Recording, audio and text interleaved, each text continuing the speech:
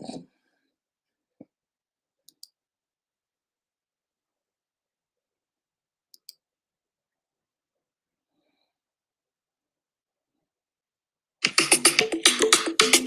yeah, this is for Unique Akudo TV. We are the ambassadors of empowerment. Let's set it the hand that give it. Power who comes up here. Ishakama. You don't want them.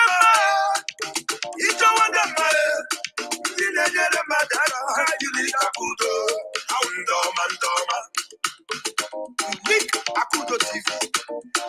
Akoganero Madu. Makodim Madu. Unique Akudo TV. Akundema. Ndoma. Unique Akudo TV. Serve the less privilege.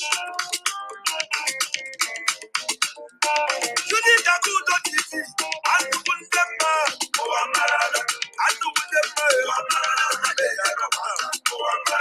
Unique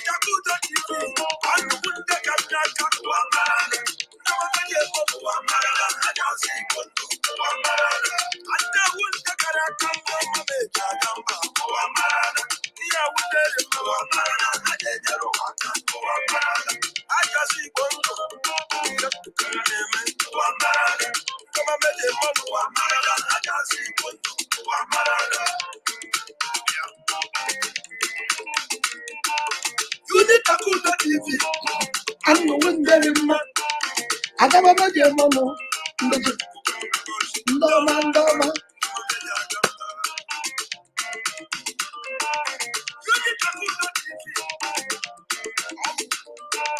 Woman empowerment.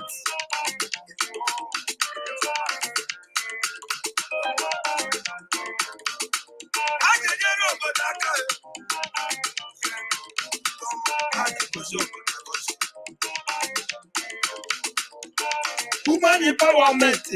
I need you to be a spiritual and physical. And I'm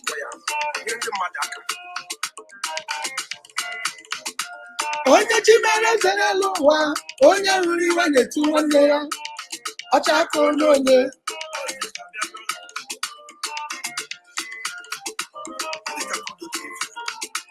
Ihe mụnụ na-emere uwe rika,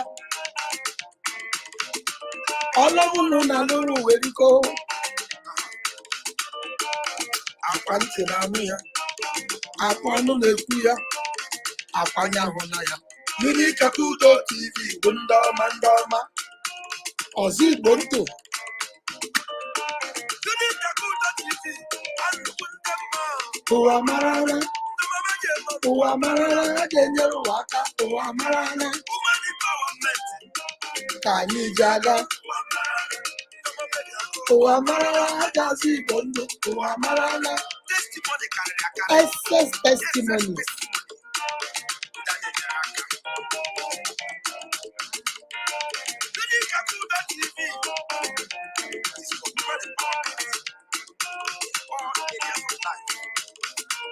Spiritually, physically, emotionally, psychologically, and financially. And you want them. Oh, Lord of mercy. Hello? Hey, I'm good. How are you?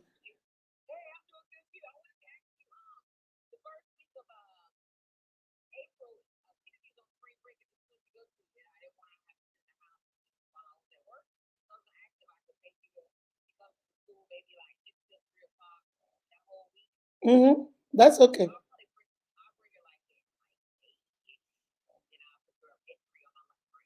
Okay.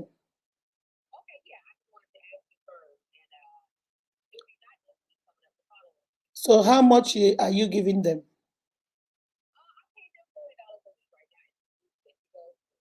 We can't do 40.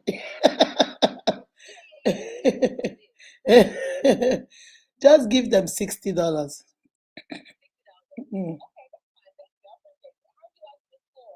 She's good. Let me call you back, okay?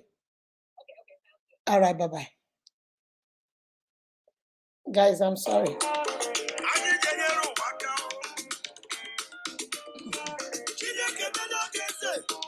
Yes,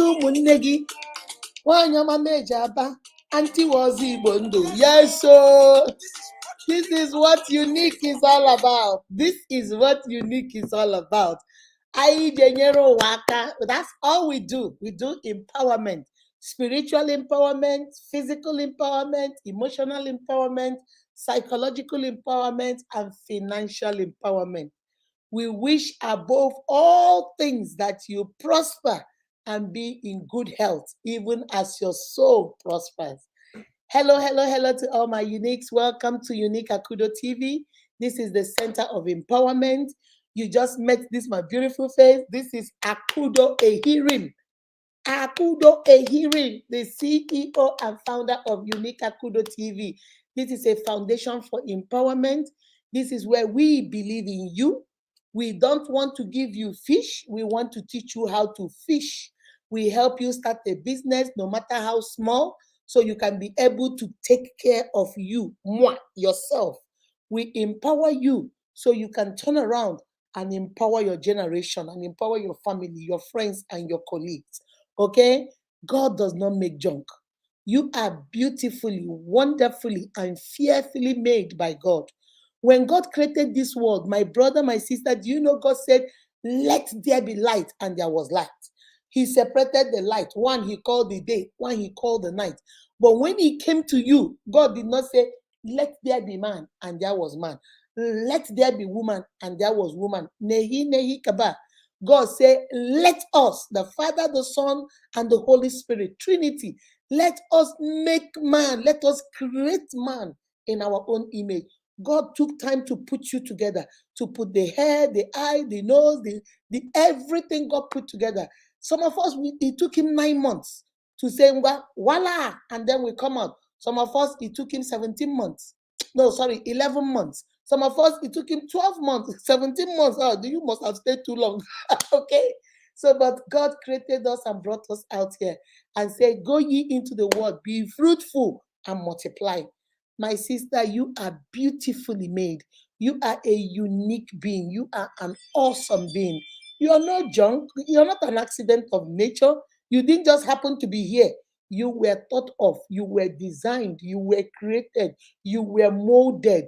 There was a thought behind you coming out here. And that was the thought of God. All right.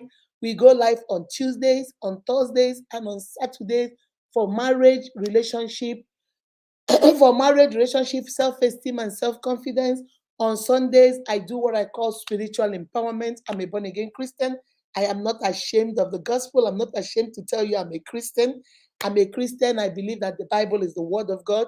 So I come on Sundays and use the word of God to empower you, to teach you so that you can go there, you can stagger, but you know go touch ground. When things come your way, you know that the Bible says, even when the devil comes like a flood, God will raise a high standard against it, that no weapon formed against you shall ever prosper. And any tongue that rises against you in judgment, the Bible says that tongue must be condemned. All right, so I come on Sundays and I empower you so you can step into your week knowing who you are and whose you are. You are the child of the Most High God. You are a chosen generation, a royal priesthood, a peculiar person, a holy nation. Do you know you are a nation all by yourself? You have the three arms of government. You have the legislator. You have the what are the three arms again? The judiciary, the political government, and the other one. I've even forgotten. I think it's three of them. So you are it, Papa. You are a nation, just like America, just like Nigeria is a nation. We have all kinds of states, 36 states in that country. This is who you are. You have things, you have nations. Your children are nations, are countries, are local governments inside you. Your businesses are government offices.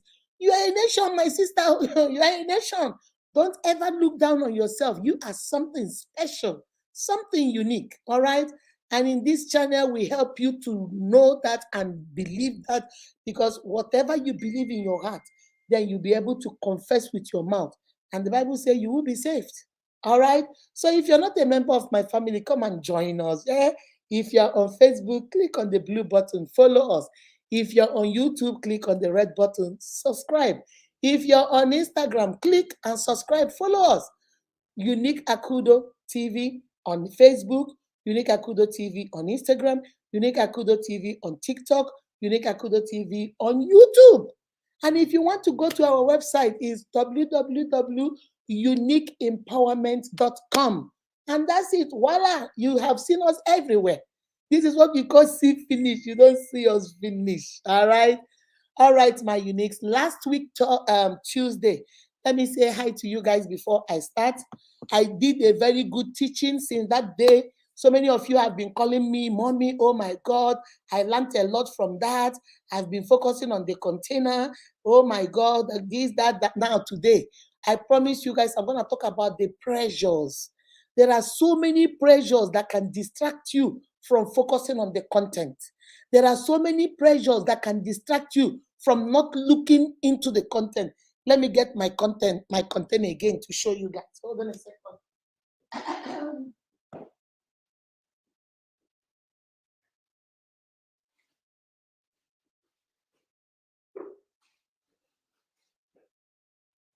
Okay. This was the container I used last week. And I told you guys, you see, this container is beautiful. It looks good. It's spacious. It's big. I can store so many things inside it. But the label says curry powder. But this is not curry powder.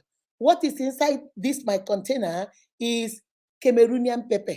Osen soka. That is what is in it. So if you mistakenly take this and say, oh, curry powder, let me pour it in my food. I want curry. You are making a very big mistake because you're focusing on the container without looking into the content. But there are certain things that can also put pressure on you. Even when you have made up your mind in relationship that you want to focus on the content, you have told yourself, no, I am going to listen to Mama Unique. I'm going to focus on the content, but there are pressures. There are pressures here and there. You try to look at the container. They will tell you, why are you looking at the container? Look on the, look at the container now. Stop looking at the content. And then you go hide somewhere to open it and look. They'll come and snatch it away from you. Those are pressures. Pressures that make you do what you don't want to do, but you do it in the means or in the way or with the heart or intention of pleasing the people around you. And these pressures can be positive. Sometimes these pressures can be negative, but majority of the time, most of those pressures are negative. Sometimes it works out for us. Sometimes your parents will pressurize you. You know we are poor. Your brother is sick. This man is going to take care of us. Please, my daughter, I know you don't like him, but love grows now. Please, my daughter, I am begging you, just manage it for your brother's sake, your brother's life. Please now, please manage it, please. And then you say, you know what? And then it works out. Maybe you go there and gradually you saw that maybe the man is not your spec. Maybe physically he's not what you want. You like tall men, he's short. Maybe you like slim men, he's a little bit chubby. But he's nice to you. He's kind to you. He treats you nice. He respects you. He loves you. And then it works out that after some time, he starts growing on you and you fall in love. It has happened. Some cases he has been there, but some cases too, that dislike grows even more. You begin to dislike everything, the way he talks, the way he eats. Before you know it, you want to leave the marriage, or she wants to leave the marriage, or he wants to leave the marriage because you didn't go there with your heart. You went there because you were pressurized to go there. All right. So we are going to talk about some of those pressures. I'm going to give you six pressures. Six pressures that there are so many pressures out there, so many. But I'm just going to give you six major ones that can make you lose focus. And the reason why I want to tell you these pressures is not that I don't know that they exist. These pressures exist. But the reason why I want to talk about it with you is that so that you will know. When you know better, guess what you do? You do better. When you know better, you do better. If you know that this is what pressure looks like and you give a name to it, then you can be able to withstand that pressure or be able to deal with that pressure when you see it. For example, peer pressure. Your friends, everybody is getting married, so there's this pressure for you to get married. But if I teach you and you know that there is something called peer pressure, and you know that everybody is pressurizing you to get married because all your friends are married, then when they tell you, you tell them, you know what? I'm waiting for God's time. You know what? Don't worry. I'll be okay. Then you can be able to deal with it better because you know. If you do not know, you don't know how to deal with it. If you do not know, you can't even identify when that pressure is around you. But if you know what those pressures are, when they start, it barks like a quack like a dog, walk like a dog, it looks like a dog, then you can say, that's a dog. That's pressure right there. Mama Unique said, this is how it looks. This is pressure. And then you can identify it and know how to deal with it. Okay. So let me go here. So there are 6 of them. I wrote 5, but I'm going to deal with 6 of them. Things that pressurize you, things that make you say, you know what, let me just go ahead and do it. It doesn't matter. Since everybody, and you see, I don't know, in some countries, and like for where I come from, Africa, I think the pressure is the greatest in Africa. I don't know, almost every African country, marriage is like a do or die affair. That once you get into the age of 18 years old and nobody has started coming to knock on your door for marriage, your parents are beginning to look at you like, what's going on with you? Are you normal? Are you normal? Is something wrong with you? And then your age mates are getting married. Every day, your mother will come back and the first thing she will tell you is, Chidinma is married though. Do you know Chidinma had a baby? Oh, hey, Chidinma, they will make you, you want to run away from the house. I don't know why in this country where we are, they want their children to get married, but I don't think there is a pressure on children in America here that you must get married. If you get married, good. If you don't, good. But when you start getting old, maybe some traditional parents might say, baby, you're in your 40s, you have a good career, why don't you go get married? But they don't put the kind of pressure we put in that continent, that whole continent called Africa. It's like you are not married. And then we also put this pressure of we now get into these marriages that our parents have forced us into. We are not happy, we are miserable. Then we can't leave because that's another pressure. We can't leave because even if your husband is using you as a punching bag, they will tell you it's okay. D won't D. D is patience. That's what D in Igbo language. D. Patience. Just keep hanging in there until one day somebody will buy you. And then they start crying, hey, they hide my daughter, oh, hey, they hide my son, oh. It's the same pressure. We take that pressure because we don't want to live. But here where we are, if you do something they don't like, they divorce like they're changing their underwear, they don't care. But you see, back home in that whole continent, we have the pressure of getting married at a certain age. Then we have the pressure of staying in those marriages, no matter how unhappy you are, no matter how sad you are. Then we also have the pressure of when you leave the marriage, nobody wants to marry you. Even if you're the best woman on earth, even if you are the most virtuous woman that God created. Once the boy or the girl brings you home, the first thing the father will say is, you want to go marry a woman that has a child? Huh? No, I will never bring another man's child in my house. Never. That's the same thing. Guys, I told you guys my glasses is broken, right? I called them. I don't have an appointment until, oh Jesus, until April. Oh, I'll be wearing these glasses. But my daughter will get my other one, the black one. I have to. She'll bring it today. So by tomorrow, I'll be wearing the black one until I change this one. So guys, sorry, that's by the way, because this thing keeps shaking like it's about to fall off. Akudo. It doesn't make no kind of sense. Okay, so the pressure is too much, but all this pressure from here, I'm just going to focus on six of them. Okay, all right, let's see. Ndama chukwu gọziri agọzi, ndama mejaga mba o. All right, let's first of all see what pressure is. They say the pressure to conform, to do what others are doing can be very powerful and hard to resist. It's very powerful and hard to resist.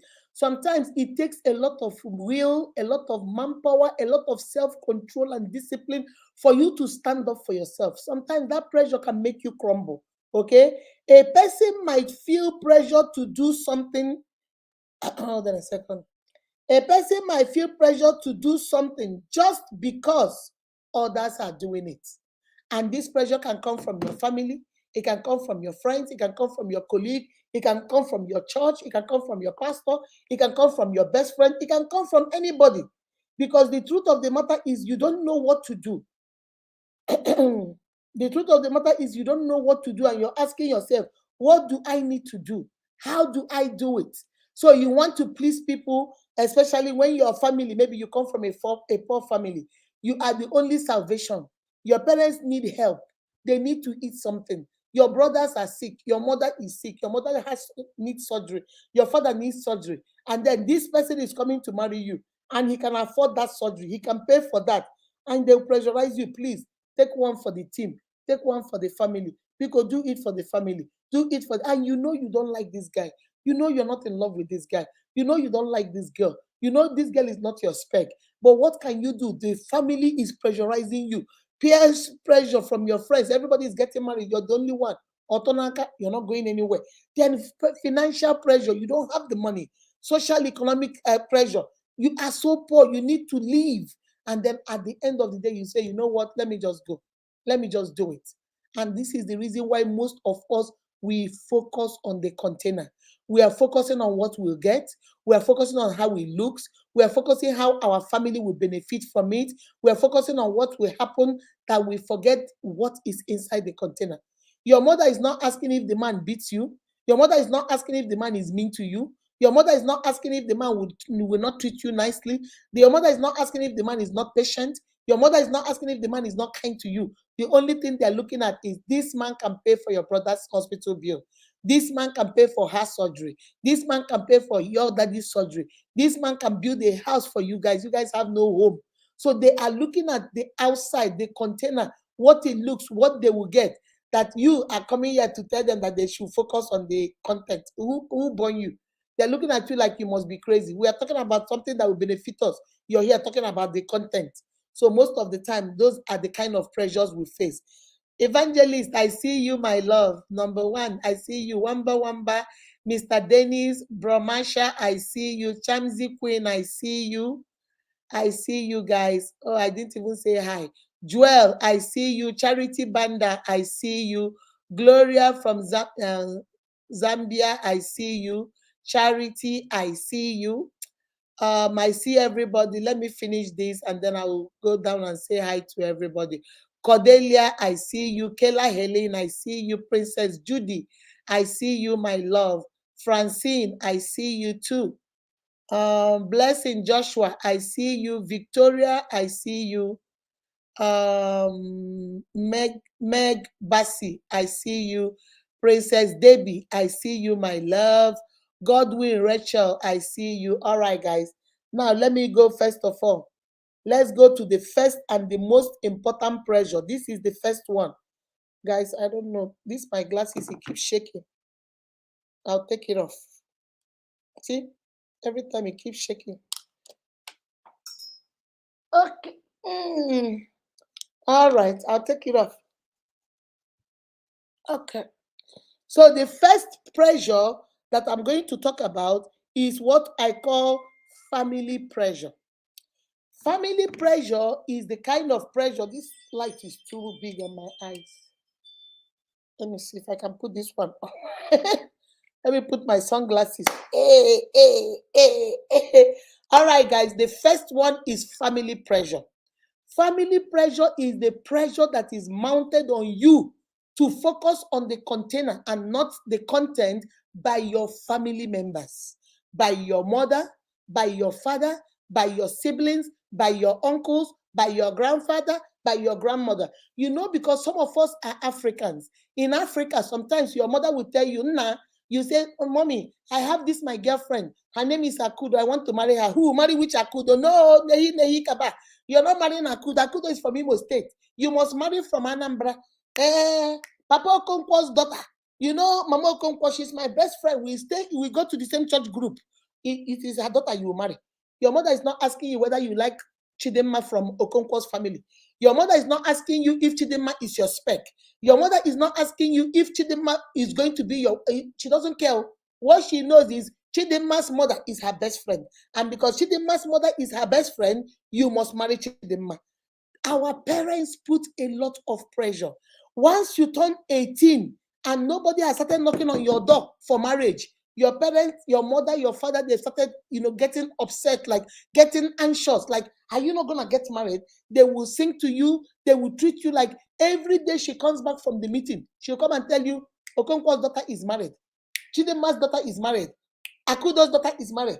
This one just had triplets. This one just had twins. This one, they will put pressure. If you are a man, it's even worse. Women are worse. Men also get it worse too. Oh, look at you. They will put the pressure of building a house. They will put the pressure of marrying. They will put the pressure of having children. Then when you finally get married, now the second pressure is family will put pressure on. Are you not going to have children? You'll be married, they start counting years for you. You'll be married for 2 years, no pregnancy.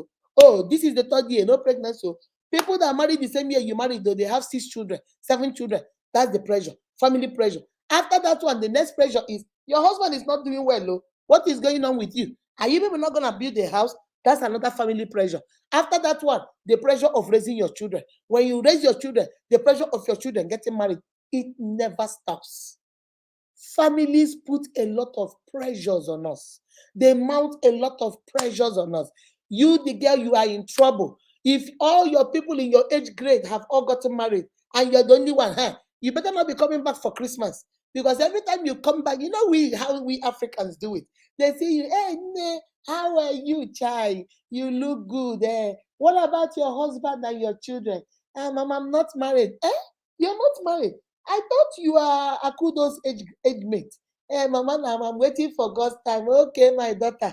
I pray God's time will come. Oh, she has finished everything she wants to tell you. She will continue. You move from here to here. Somebody else will stop you. Hey, Akudo, how are you? Good evening, ma. Good evening. How is your husband and children? Mama, I'm not married. Now, you still not married? Hey. They look at you like you have something wrong with you. Family pressure is the most important pressure. Do you know why? Because these are people that are in your family. These are people that are your blood. These are people you cannot run away from. These are people you see all the time. Your friends, if they mount pressure on you, you can avoid them. Your colleagues at work, if they mount pressure on you, you go do your work and you can avoid them. People in your church, they mount pressure on you, you can stop going to that church. There are so many things. If the village people are mounting a lot of pressure, cultural pressure on you, you stop going to the village. But your family, you can't run away from your family.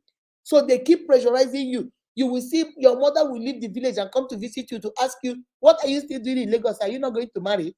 Sometimes they will start circulating rumors about you. Something is wrong with you. You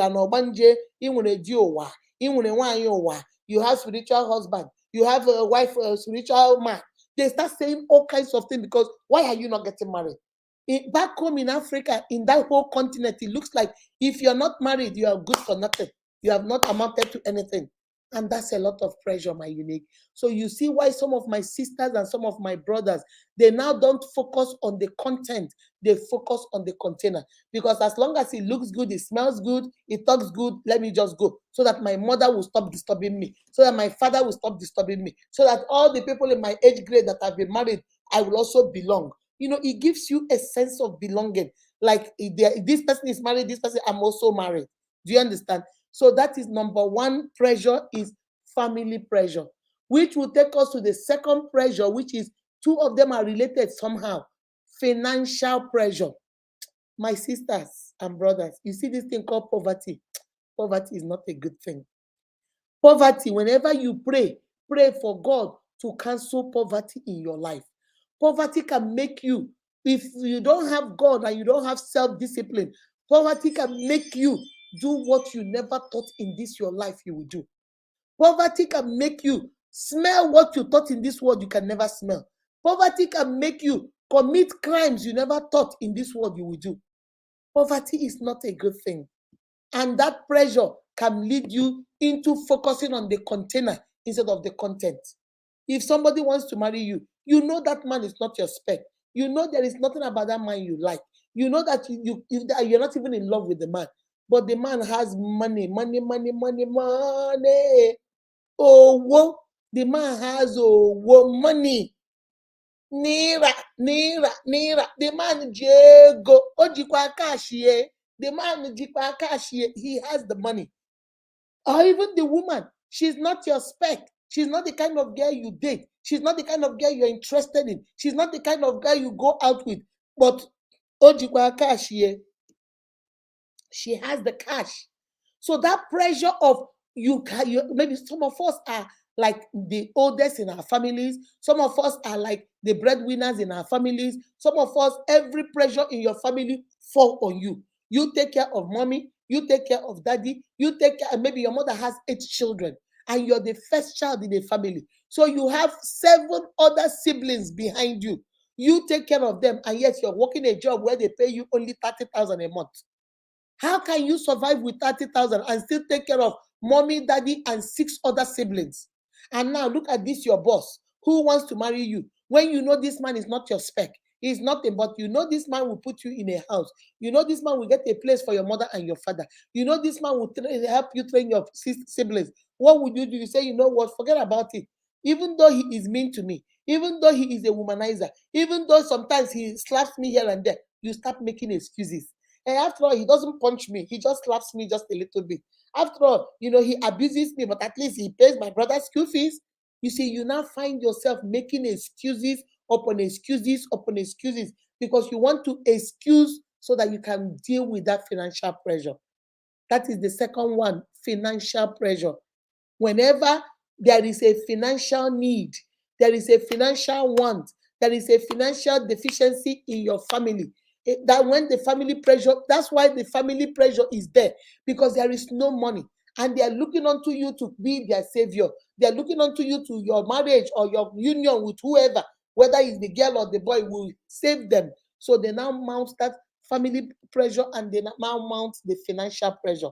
They keep calling you, "No, we need money. We need the school fees. Marry this man. It doesn't matter. Marry this woman. You say she's older than you. Age is but a number. It doesn't mean anything, baby. Just go and help us. We need money." And that's how that second pressure comes.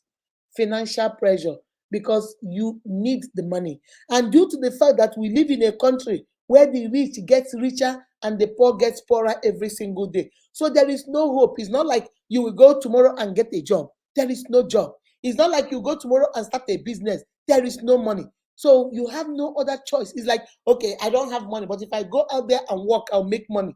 African continent is not like that. There are no jobs. My country, Nigeria, for example, there are no jobs. There are so many graduates on the street that have no job.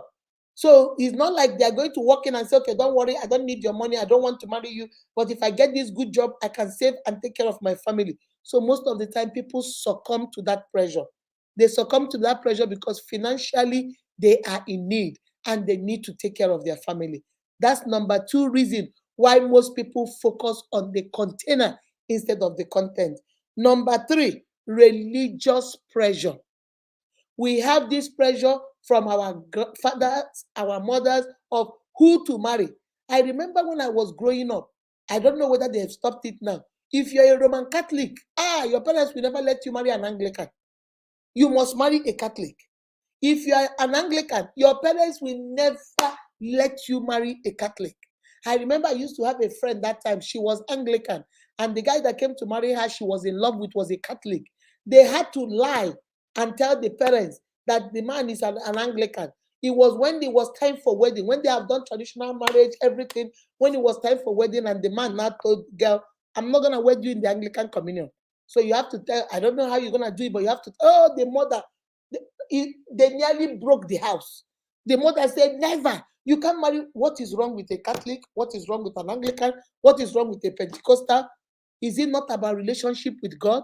Why are we fighting about church? Church is just a building. We are the body of Christ. We are the church ourselves. But you see, that religious pressure can be there too. People that go to Redeemed Church, you want to get married and you fell in love, and maybe you fall in love with somebody that goes to Christ Embassy, and then you bring it to your pastor. Your pastor is so mad. Like, why would you go to Christ Embassy and bring another sister? All the sisters in this church, you did not see them. All the sisters, and then the sisters are very upset with you, bro. They are like, why would you go over there and bring another sister? And then all the deeper life brothers will tell the deeper life sisters, don't wear earring, don't put makeup, wear Meriamaka, cover your hair. That is how you worship God. But when they want to go marry, they will go to Winners Chapel and go get one opeke, one beautiful girl They will bring her and they say, hey, this is the Lord said this is my wife. Now, Sister Deeper Life is very upset because you made me dress like this and said this is how you like me. But when it became time for you to go get married, you went and got married to a sister with a rub lipstick, sister with a slay, real slay queen sister. Now, who you brought into the church? The pressure is too much. And then religious also, we also have the pressure whereby most of our brothers who are the cornerstones of the church, they have given the pastors money. Maybe they help the pastor build his ministry. Maybe they pay big tithes. Maybe they bring offering. Maybe they're the ones that fix things in church. So now the pastor knows them one-on-one. And then they will go to the pastor and say, Pastor, I want to settle down. I want to be married. And the pastor said, don't worry, I'll give you a very good sister. Sister Kudo, the Lord said you should go marry him. The Lord did not say nothing. The Lord did not tell pastor nothing. God did not speak nothing. But pastor spoke on his own and said God spoke. Why? Because he wants to please his benefactor. He wants to please the money bag. He wants to give a good wife to that. And then this my sister will go, and this man might not even be a good man. The only thing he does, maybe he spends money. He's generous, but he's not a good man. And now she comes back to the pastor and says, Pastor, my husband is keep praying. Have you been praying? You're not a prayerful wife. The power of a praying wife. Keep praying. Keep covering him in the work. Pastor, he beats me. Pastor, he hit me. Even Christ himself chastises us.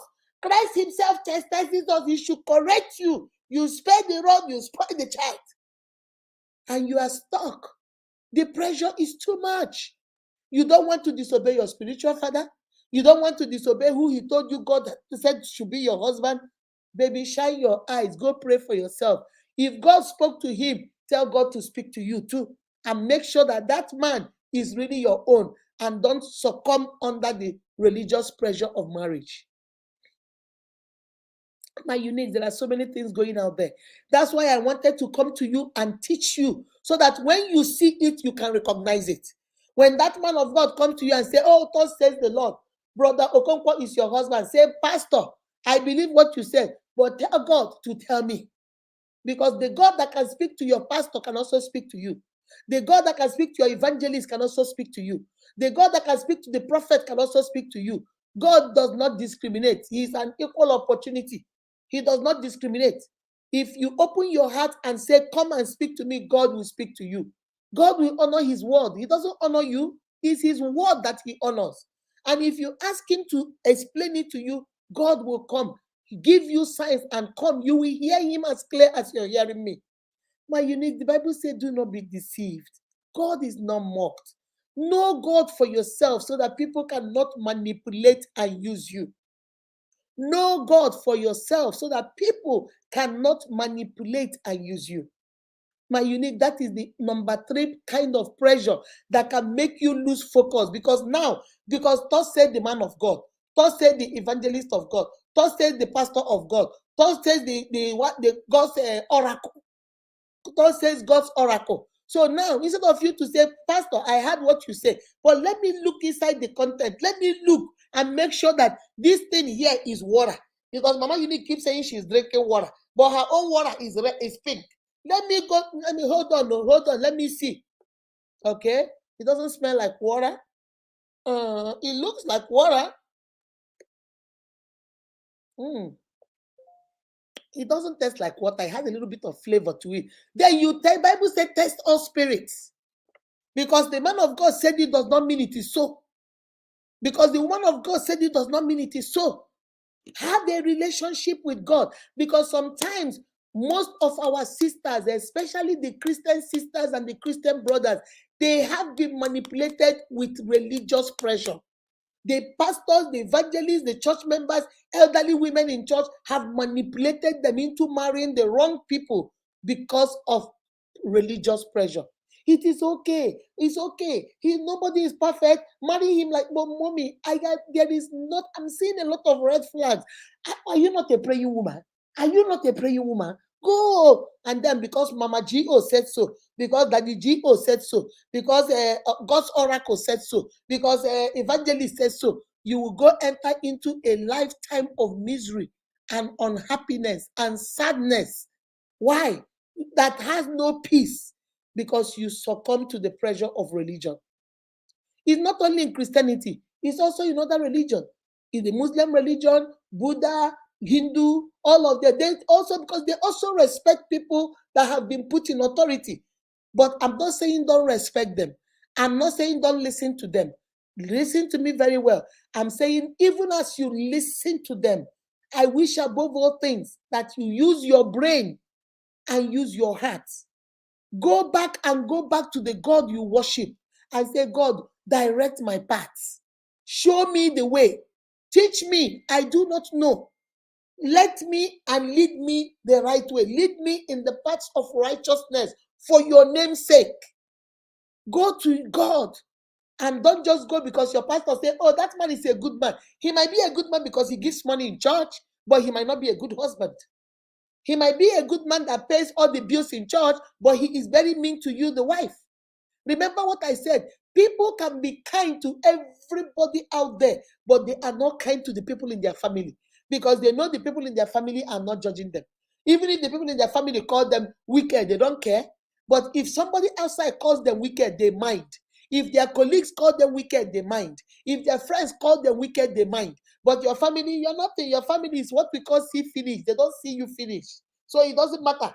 So because he is in church giving money, because he is in church leading praise and worship, hallelujah, hallelujah, hallelujah, does not mean that he's deputy Jesus. Because she is in church in the choir singing, Waymaker, miracle worker, promise keeper, light in the darkness, my God, that is who you. Does not mean she knows God though. Does not mean she knows God, my unique. Shine your eyes, open your eyes like this, open them. Look. Religious pressure is number 3 reason why most people lose focus on the content and focus on the container, because they are believing the men and women of God or the elders and in the church, and they are believing them and thinking because Mama G.O. said that he's a good man, so let me not do any investigation. Mama G.O. is not married to him. Mama G.O. is married to Papa G.O. That elderly woman that say, don't worry, I know him when he was a little boy. I know him. He's not married to him. Mama G.O. only knows what he wants her to know. You need to do your investigation by yourself. You need to go to God in prayer by yourself. You need to explore and ask the Holy Spirit, I will not let you go unless you open to me, unless you bless me. I will not, I no go agree until you make a move and make it clear. You say, ask and I shall receive, seek and I shall find, knock and the door will be open. Father, I'm asking, I'm seeking and I'm knocking right now. Answer. Don't let people use religious pressure, religious manipulation. Use the Bible, use the Holy Spirit to manipulate you into, remember what I definition of pressure, when people get you to do what you are uncomfortable doing. They manipulate you to do what they want and they mount pressure on you to do it. That's number 3. Number 4 pressure I want us to talk about is peer pressure. Peer pressure is the one among your peer, okay? Your age group, your village people, your classmates, your friends, your colleagues, your business partner. See, monkey do. Because this person did it. This other person did it. Hey, Stella Ihedibo is married. Akindeji is married. Beloved is married. Junior is married. Evangelist is married. All of us grew up together. I'm the only one that is not married. The next man that comes my way, I'm marrying him. The next woman I see, I'm marrying her. Whether I'm in love or I'm not in love, I'm tired of seeing Evangelist with her husband. I'm tired of seeing Stella with her husband. I'm tired of seeing Akindeji with her husband. And this is number 4 type of pressure, and it has made so many relationships crumble. You jump into the marriage and you jump out of the marriage. You jump into the relationship and you jump out of the relationship. And you keep consoling yourself. Oh, I will change him. I will change him. Don't worry. After some time, I'll change him. Baby, you ain't changing nothing.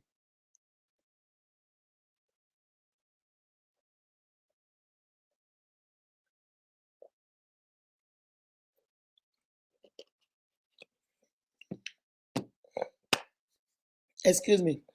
You are not changing nothing. You can't change a child. talk of changing a grown man and a grown woman. Oh, don't worry, I will change him once I go in. Baby, you're not changing. Then every day you start crying. Somebody that you should have married to be your prayer partner now becomes your prayer point. Every day you're praying, God, Father, Father, help my husband. Father, help my husband. Father, let him change. Let him change. Let her change. Let him change. Somebody that two of you should be praying together about what concerns the family has now become your prayer point. Why? Because peer pressure.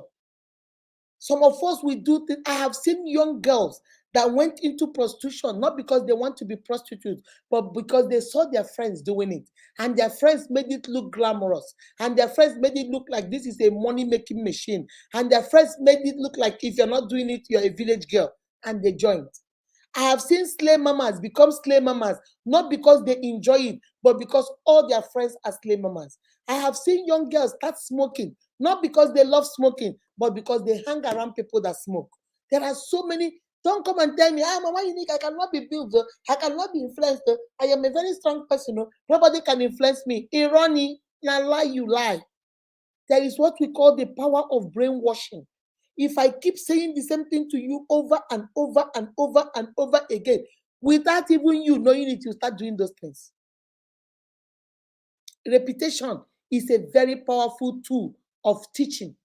When I keep saying the same thing to you, baby, you're so beautiful. Baby, you're so beautiful. Baby, you're so beautiful. Baby, you're so beautiful. I say it all the time. Everything you do, I compliment you. You are so gorgeous. Oh my God, you are beautiful. Oh my God. I'm telling you, by the time you know it, you will not be hearing word. People will, you won't even have time for people. You will be so full of yourself, because you, without even you knowing, you now believe it. This is the reason why we encourage parents, start, especially for your little girls, start building their self-esteem from when they are little, so that they don't go start looking for it outside. Tell your daughter every day she's an amazing girl. Tell her every day she is intelligent. Tell her every day that there is nothing she cannot do. Tell her every day that you are proud of her. Tell your son that there is nothing in this world that is better than him. Tell your son that he is a powerful man. Tell your son that he is intelligent. Tell your son, baby, you're going to be a phenomenal father. You're going to be a phenomenal husband. I promise you, by the time he gets into a young adult, you have built and molded a solid, contributing member of the society. The power of brainwashing, the power of words. Words are very powerful. Words of affirmation are very powerful. So when your peers are doing stuff, every time you hang around, that's why we say in Igbo language, ewu na eriji, so ewu na eriji, which means the goat that does not eat yam. When he starts hanging around goats that eat yam, guess what? He too will begin to eat yam. How do we say it? Show me your friends and I'll tell you who you are. There is no way you can be a friend. All the people in your group are kidnappers, but you're the only one that don't kidnap. Why are you so comfortably sitting around them? You know that in the backyard, they have somebody tied up there. You know in the other room, somebody is tied up. But you're in the parlor watching TV and saying, no, I'm not part of it. They're just my friend. Baby, you're part of it without even knowing. When they tell you, okay, go carry this food and go give the one that we tied in the other room, you have gone to join them. You have joined them. That's why the Bible says, resist the devil and he will flee from you. Resist the devil and he will flee from you. Mind who you hang around, because peer pressure can be bad.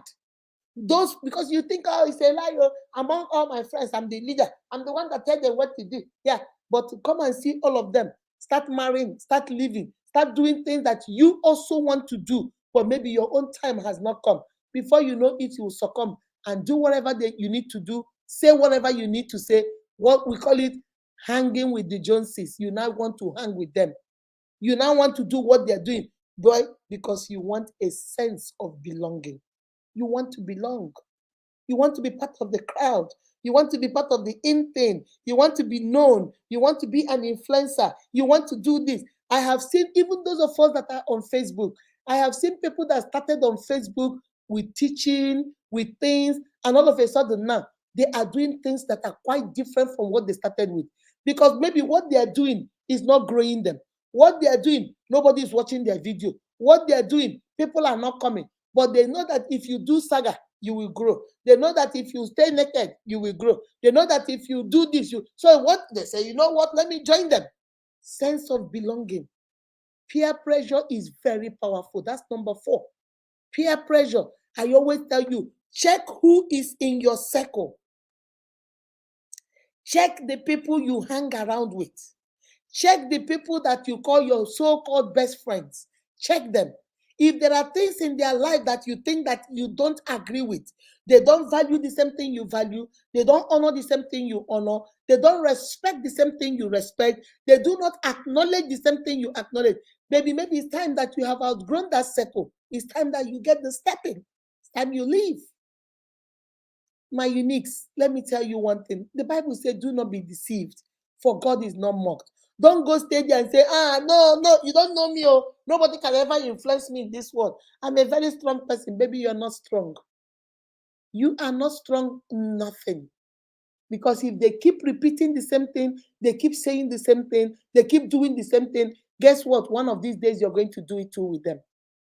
So number 4 reason why people focus on the container instead of the content is because your friend has told you, I have seen a group of friends. 4 of them got married at the same time. This one did wedding like in January. This one did wedding like in March. The third one did wedding like in May. The other one did wedding like in July. A year after that, all of them all had children. 3 years into the marriage, the first one and her husband had a problem. She left the marriage.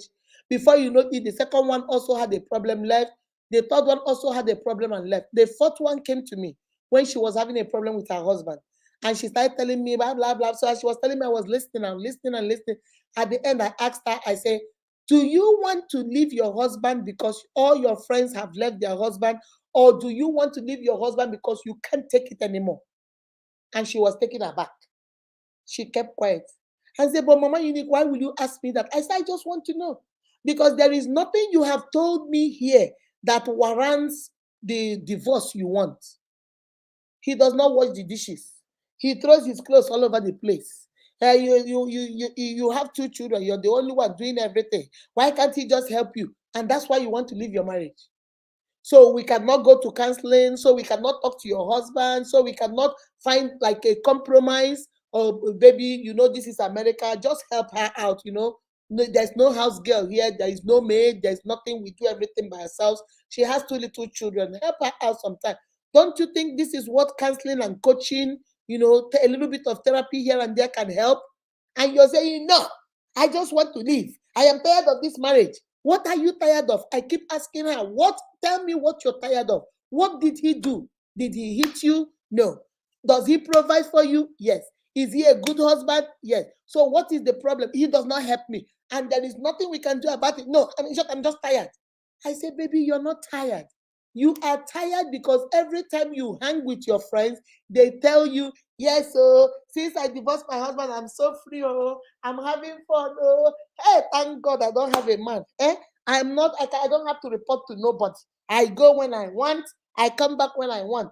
And then when you get up and tell them, let me go, I want to go pick my children from the daycare. They say, oh, you, go, baby. Me, I'm not for that life anymore. That's number. So now, without you knowing, I say, my sister, I'm going to be honest with you. Without you knowing what they are saying, has started seeping into your brain. They have started manipulating your thinking. Now you're feeling like you are not having enough fun because you are married. Now you're feeling like they are the ones that are enjoying their life because they have all been divorced. And that's why you want a divorce. She started crying. Mama Unique, I never thought of it that way. I say, yeah.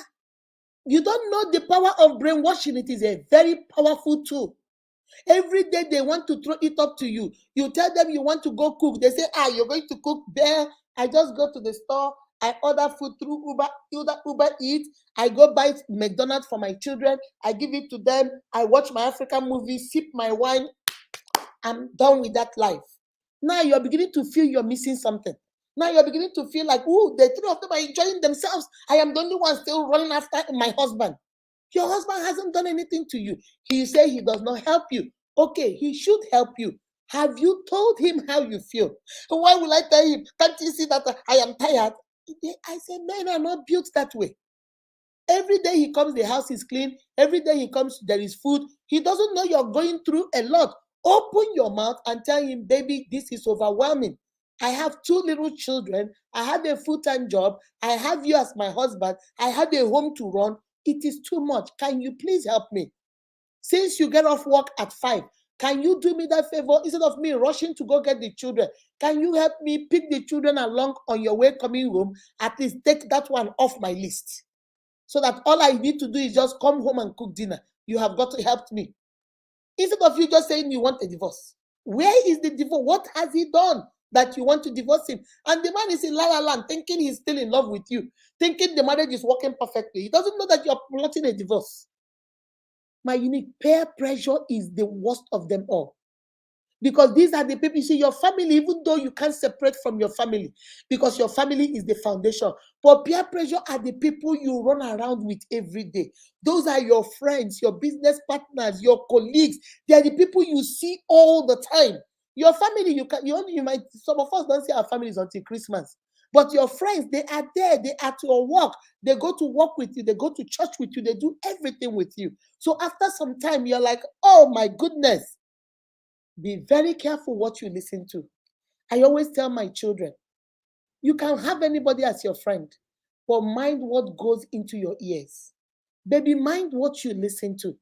If you know me, if something I'm listening to is uncomfortable to me, if it is on TV, I turn it off. If it is on YouTube, I leave that page. If it is on anything that does not sit right with me, I don't listen to it. Because sometimes people will say, I can listen to it, it doesn't affect me. Say a lie. If you listen to it, it goes somewhere in your subconscious and stays over there. And before you know it, it will start interpreting itself in your brain. Before you know it, you start saying, that's true. And the other day I saw something. This woman is telling the truth. You see, you have started processing it. Anything that is going to be toxic to you, anything that is going to change you from who you are, anything that is going to distort your view or perspective about what you believe in, baby, turn it off. Turn it off. Mind what goes in here, because what goes in here will determine what processes here, what processes in your heart. Peer pressure is very powerful. Sometimes peer pressure will make you leave a good man, leave a good woman, because your friends don't like your wife. And the reason why your friends don't like your wife is because your wife is giving you advice. Honey, stop hanging in the bar parlor with these people. You are a married man. Stop using all our money to go gamble. You are a married man. Stop using the money for children's school fees to go sit out and eat shell with your friends. Now your friends say, that woman wants to control you. That woman wants to control. Who does she think she is? You see, I thank God I'm not married though. This is the reason why I'm not married. It's you, Nelson, that went and got, let me use my husband as an example. It's you, that Nelson, that went and got married. Look at you now. The girl is just playing you like a trumpet. Pum, pum, pum, pum, pum, pum, like a piano. Beep, beep, beep, beep, beep, beep, beep. Look at. He doesn't want you to spend money. He doesn't want you to hang with the boys. Find a way. In short, you know what? Go. Woman rapper. Go to your wife. Woman rapper. And then you sit down and say, no, I'm not going anywhere. She doesn't control me. She doesn't tell me what to do. And then you sit, you will squander all the money. By the time you get home, your wife will start fighting you. What did you do with the money? You say, shut. My friends have said it. You want to control me? Eat a shop. You want to control me? Eat a shop. You see, you have turned not from going from a gambler, going to a liar, going to somebody that stays out at night. Now you have also turned to wife beater. You see how the devil works. You open the little crack and the devil will just jump in. You see how you have gone from spending time with your friends and gambling all the money out, getting drunk, using whatever you're using over there, getting some women to sleep with and spend the money over there. Now you have started beating your wife too because she opened her mouth and dare ask you, what did you do with the money? My uniques, you have to be very careful. These things can make you leave the content of what you are supposed to be looking for in relationship and start looking at the container. You want to belong. You want to follow your friend. So many men have lost good women because of what their friends said. Because their friends have told them she's not good though. You don't even know they're jealous of you. They are jealous because their own girlfriends cannot amount to who your girlfriend is. They are jealous that you got you a good woman, and they don't know how to spoil that relationship, and they start making you be irresponsible. Now leave that girl. Now boy, you be now. You be house boy. Come on, make me go have fun until you break up and lose a good woman. And on the flip side too, so many women have lost good men. So many women have lost rib of their rib and flesh of their flesh. Why? Because their girlfriend say, "Is this the man dating you? Nah, you be slave mama. What are you doing? Look, do you see his shoes? Do you see his shoes? His shoes a real alignment. Look at. Hey, you have suffered at all. You have really suffered. So this idiot is the person that wants to date you. Nah, because flashy it. Because when you honor this person, leave this man. He's not up to your kind. You can leave this man. And that man is the rib of your rib. That man is the flesh of your flesh. That man is your destiny helper. That man is the man that complements you. But you have listened to your peer friends, your friends will not get any man. They not get man, but they will tell you the kind of man you will date, and you have lost a good man.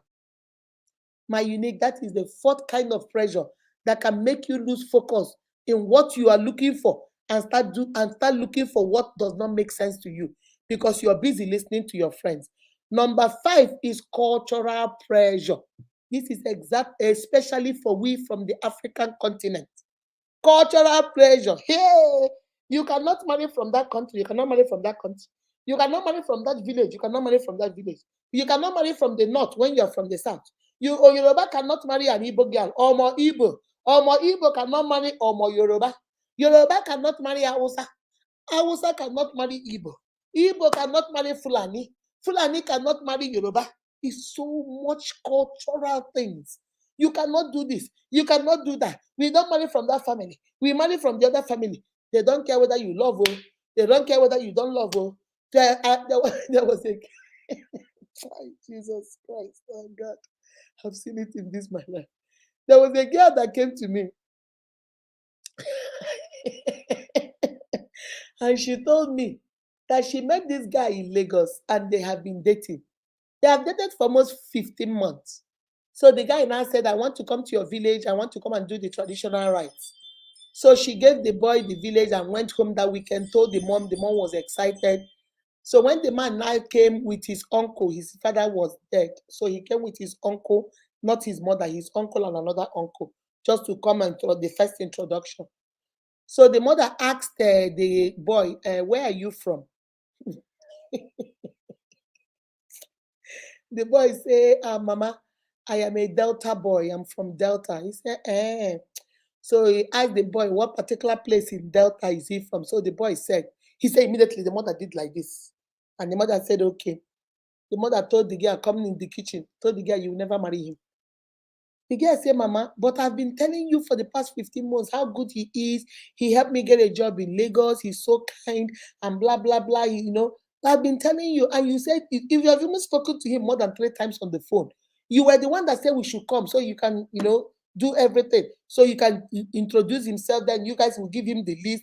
Papa has already gone to the village to collect the list so that you can give him the list. And then they will come back the day they will do everything. What? Because they are from Delta, is far, and we live in Lagos. So they're going to take one day, come and do the traditional rite and also traditional wedding that day. Mama, what is going on? He said, God forbid. Oh, God forbid, God forbid. Hey, God forbid. Hey, you guys have to go. You guys have to go. Oh, you guys. The guy was like, what is the price? Oh, no. Tell him to go. Tell him to go. So he came and told the man that there's something that came out in emergency, go, because they were lodging in the Owerri hotel. So the man and his uncle went back to the hotel. So the guy stayed back and started asking the mom, what's going on? The mom said, when I was in secondary school, a Delta boy, we used to live in Asaba. So I dated a Delta boy. We were lovers. Everybody loved us. Then the man said he was going to marry me. Then his family sent him abroad. He went abroad and then never called me. Finally, when he came back in 3 years, he told me that he cannot marry me because that his family said no, he cannot marry me. And when he was abroad, he met a girl and got the girl pregnant, and he now has a family. but that he didn't want me to hear it from outside. That's why he came to tell me, and he had the audacity to give me money to settle me. I told him I don't want his money. That man broke my heart. I was depressed for a very long time. And then later on, I met your father, married your father. I've forgotten everything about him. So when the boy now said that, I swore that not any of my child will marry anybody from that. The guy said, Mommy, are you for real? Something that happened to you when you were in secondary school. And then maybe 18, 19 years. Now, Mama, how old are you? I myself, I'm 24 years old. You met this after you left this man, 2 years after you met my dad and married my dad. You stayed 2 years before you had me. You said you have been married to my father for 26 years. And you want me to pay the price of what a Delta man did to you. That is not this boy's father. That is not this boy's uncle. That is not related to this boy. Mama, are you for real? The mother said, hey, over my dead body. You married that boy, I die. You married that boy, I die. Oh, Delta people showed me sugar. Cultural pressure. This mother is not asking, is my daughter in love? This mother has known for the past 15 months that the daughter is dating this man. And this man has made the daughter happy. This man has settled the daughter, got a job for the daughter and everything. But because somebody from Delta hurt her over 28 years ago, her daughter is going to pay the price. My unique, there are so many examples of cultural pressure. You cannot marry this person, they are these people. You cannot marry this person, they are these other people. You cannot marry this person, they are from this village. You cannot marry this other person, their ancestor did this. You cannot marry what their ancestor did. What has it got to do with your girl? If we start looking into your own ancestors, you know what we'll find? Do you know what your ancestors did? Do you know what your great-great-great-great-grandmother did? Do you know what your great-great-great-great-grandfather did? You don't. We don't judge people like that. For cultural pressure, some of us too, culturally, I like Mbise people. My daughter, you must be married to Mbise man. No? Whether you find an Mbise man or you don't find an Mbise man, you must marry an Mbise man. Mbise is my maternal place. I like Mbise people. It's all about our culture. I like men that are from this particular place. I like people that have this culture. Because I am a Yoruba, I must marry a Yoruba because of the cultural difference. I don't want cultural problem. Because I'm an Igbo, my daughter must marry an Igbo because I don't want anybody from another culture. Because I'm an Hausa, my daughter must be an Hausa. You see, we have a lot of cultural, just like religious pressure. We have a lot of cultural things. Oh, because I know that man. My great-grandfather said that this person will be their son-in-law. So that's why my son will marry your daughter. You are not asking whether your son likes my daughter. You're not asking whether my daughter likes your son. You do not care. Only thing you know about is that culture, you want to maintain the culture over their happiness, over their joy, over their love, over everything that they hold dear to, as long as you get your culture in place. That's number 5 pressure. And the last pressure is societal pressure. Societal pressure is another one that is a biggie. See, unfortunately, we live in a society where nothing is fair. I've told you guys this thing several times. Nothing is fair. It did not start with us, it started from the Bible. If you guys can remember, the woman that was caught in adultery, the Bible said that she was caught in adultery. The Bible did not say she was caught in the morning. The Bible did not say that they caught her in the night. The Bible did not say that there was rumors of her cheating. The Bible did not say that somebody said it was a rumor. The Bible said they were caught in the act. That means they were doing the do and they were caught. So can you tell me why when they took her, it was only her they took to Jesus? Where was the man? Was she committing adultery by herself? Where was the man? Was she just committing adultery? Can you commit adultery by yourself? But she was caught in the act of adultery.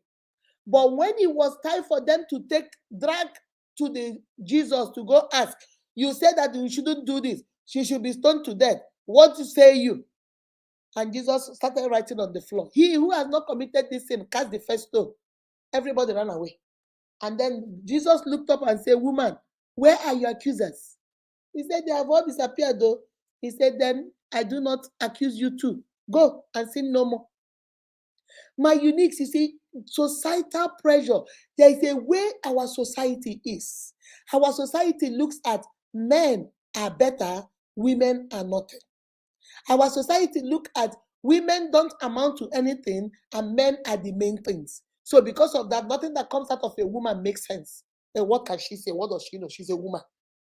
That's the way. Society mounts pressure that once you get, apart from our families, our family, the society mounts the pressure that our families continue with. Because in a society now, it is believed that by the age of 18, you should be married. What are you waiting for? If you're a good girl, you should be married. So that pressure now translates to your family pressure. Who now, once you turn 18, now your father and mother, they are worried, your siblings, because you need to go before the society start making fun of them. You see how it works? Before the society start making fun of them that their daughter is not married or their son is not married. So they now take the societal pressure and turn it into family pressure and mount it on you. Because your mother doesn't want to be the laughing stock in the community. She does not want to go to church and everybody laugh at her, then make fun and tell her, you're always coming for everybody's traditional wedding. What about your own daughter's own? So that's why they take the societal pressure and turn it around and mount it to you as family pressure. The society expects so much from us. Just like the society expects that a woman that is having only girls, it is her fault. Do you know that a woman does not carry male chromosome? A woman only carries female chromosomes. So if the man wants to have a son, it comes from the man. But in our culture, they don't care. Oh, it's only the woman. Oh, no, no, here. Is it only girl she's going to give birth here? Is it only girl she's going to give birth? It's not her fault. She's just an oven. Whatever you put, if I take cake and put in the oven, it will bake. If I take bread and put in the oven, it will bake. If I take meat pie and put in the oven, it will bake and come out as meat pie. I cannot put meat pie in the oven and then it will come out as chin chin. I cannot put cake in the oven and it will come out as meat pie. I cannot put meat pie in the oven and it will come out as puff puff. A woman is just an oven. What you put in her is what she gives you. But our culture, our mentality, our society expected that as long as you are a woman and you can give birth, you should have boys and girls. If you're having too many women, you must have committed a crime. It's your fault. Our society also mounts pressure that when a woman gets pregnant, gets married, and is not having a baby, automatically it's the woman's fault. Yes, so she can't have children. Barren woman, wedding woman. She has done so many abortions. She has taken away all her children. She cannot have children. Who said it's her fault? Did you go to the doctor? Did the doctor confirm that she is the problem? You keep forgetting that for a man can be potent in the morning and can be impotent in the evening. A man can be potent on Monday and be impotent on Tuesday. A man can be impotent only by wearing tight underwear. A man can be impotent only by sitting on his sack. A man can be, anything can happen and make a man from being potent to being impotent. But we never consider that because it is in the society that if a woman is not having children, oh, she's a barren woman. She's a barren hag. She can't have children. She has done a lot of abortion. She has taken all the children in her stomach away. Who said that? Where is it written? Societal pressure. That's where you see women begin to do so many things, begin to lie, begin to cover up stuff, because already if you're not having children, it's your fault. Oh. It's your fault. You must be the problem. Nobody ever considered that maybe the man is impotent, maybe the man has low sperm count, maybe the man is just shooting blanks, doesn't even have life spams. Nobody ever thinks about that. And once you tell the man, nah, do you want to go do tests? Hey, why you tell him? He got Akudo pregnant when he was in secondary school. All the girls in his village, he got everybody pregnant. All the girls in his church, Papa, he has gotten them pregnant. All the girls in his streets, he will start bragging to you, everybody in this world, he has gotten pregnant. So if you have gotten everybody pregnant, I don't doubt it, but you can still be impotent. That's the way the male organ is. You can be potent today and impotent the next day. Just go get tested. Society mounts a lot of pressure on women. But like I told you, it didn't start today. If a husband and a wife go through divorce, we do not ask what is the problem. Nobody will ask, my sister, what happened? My brother, what happened? The next thing everybody will say, her bad behavior has chased out of her marriage. Awojo, awojo, awojo, bad manners. Look at, her husband has abandoned her. Nobody will remember that every night you, the neighbor, saw this man beat her black and blue. Nobody will say that you saw this man throw her out and she sleeps outside every night because the man will lock her out the door. Nobody will come out and speak up and say, nah, you are so mean to this girl.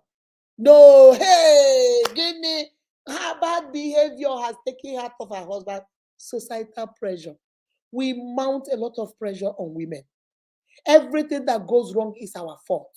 Everything, when a woman, if a child behaves good, hey, Omekannaya, his father's son, his father's daughter. If a daughter goes rogue or a son goes rogue, look at you now, stupid woman, look at who you raised. Forgetting that he was there, you were not the only one raising the child, though. You raised the child with him. But when he is bad or she is bad, you are the stupid woman that raised him or her. But when he is good and doing well, he is his father's child. Societal pressure. My unique, the reason why I want to explain more about societal pressure is because we don't even know when we fall into it. That your brother's wife that is not having a child, and every day you go home and cuss her out. Have you ever told your brother to go do a test and make sure he's okay? You know your brother is a woman beater. You know he beats that girl up and down. Have you said anything? You justify it by saying, well, she has bad mouth. Maybe that's why they are hitting her, because so we're on our job. Baby, do not be deceived. God is not mocked. Let us stop lying to ourselves. You know the truth. You know the truth of who your brother is. You know the truth of who your sister is. You see your sister maltreating her husband, cheating on her husband, bringing men into a matrimonial home. You know, my sister, but you turn a blind eye. Once the man say, oh no, I don't want to marry again. Yeah, selfish man, my sister made you ungrateful. But you know what your sister is doing is not good. My uniques, when do we stand up and say enough is enough? When do we stand up and treat people the way we want to be treated? When do we stand up and say, yes, we know it is a man's world, but it is also a world for you and me. It is a world, it's a man's world. Yeah, there are so many things a man can do and get away with it. A woman cannot do it and get away with it. I understand that. I'm a realist. I believe it's true. That's the world we live in. But there comes a time when you can stand up and say the change starts with me. Me in my little corner, in this my father's house, the change starts with me. Brother, enough. Brother, you've been married to this woman for 5 years now, no children. Brother, she has gone to test. Brother, go to test. Let us see what is wrong. If it is low sperm count, we deal with it. If it is impotency, we can go. We have surrogacy now. We have in vitro with somebody else's sperm. We have adoption. Well, the world has opened eye. This is not the time to heap everything and blame a woman. But society has a lot of pressure on my sisters. It's like we can never do right. It's like we can never do right. You make money and then they say, oh, she has made too much money. Now she doesn't respect her husband. But because your wife has made money, you have quit your job. Because when your wife has made money, you have left the head of your household, who you are, and become nobody. You don't work, you don't clean, you don't help. You just leave your wife to do everything because she has money. And then when she says enough is enough, I can't do this anymore, you say, she has changed. She's rich now. She has money now. Look at her. She is rich now. If that is your sister, would you let her husband treat her like that? The way you treat that woman, if she is your sister or your daughter, will you let a man treat her that way? Baby, before you pinch somebody, pinch yourself. If it hurts, then you know it will hurt that person. Society has made it in a way that a woman can never do right. Never. If she speaks up, she's speaking too much. If she keeps quiet, she's too stupid. If she cries, oh, she's cry baby. If she doesn't cry, Chineke, she's up. There is nothing she will do that she does right. Nothing. Nothing. But me and you can change that narrative. My brothers, you can change that narrative in your own family. We put so much pressure. The society puts so much pressure. Women, when Osinachi happened, every one of us, hey, Osinachi, how can Osinachi take this kind of abuse? Oh, how? If Osinachi came out of that marriage, would you have listened to her gospel song? If Osinachi left that man and said, I want a divorce, those of us that are saying, why didn't she leave, will be the same thing. We say, hey, she's not a Christian. She left her husband. Hey, Osinachi is not a Christian. Oh, she divorced her husband. Look at her. Maybe she's sleeping with the pastor. Maybe she has a boyfriend. Hey, God, I cannot believe that girl. When she opened her mouth, you said, shut up. Waiting. You that left your husband, useless woman. We are the same people that will judge her for living an abusive relationship. Yet we are the same people that will not lift up a finger to help her when she is in that abuse. But you need to make up your mind. Which one do you want to do? The society is so hard on women. So hard. You speak up, you talk too much. You don't speak, you are too quiet. Then you cry, you be cry baby. Then you don't cry. Hey, what can she do? And she will do right.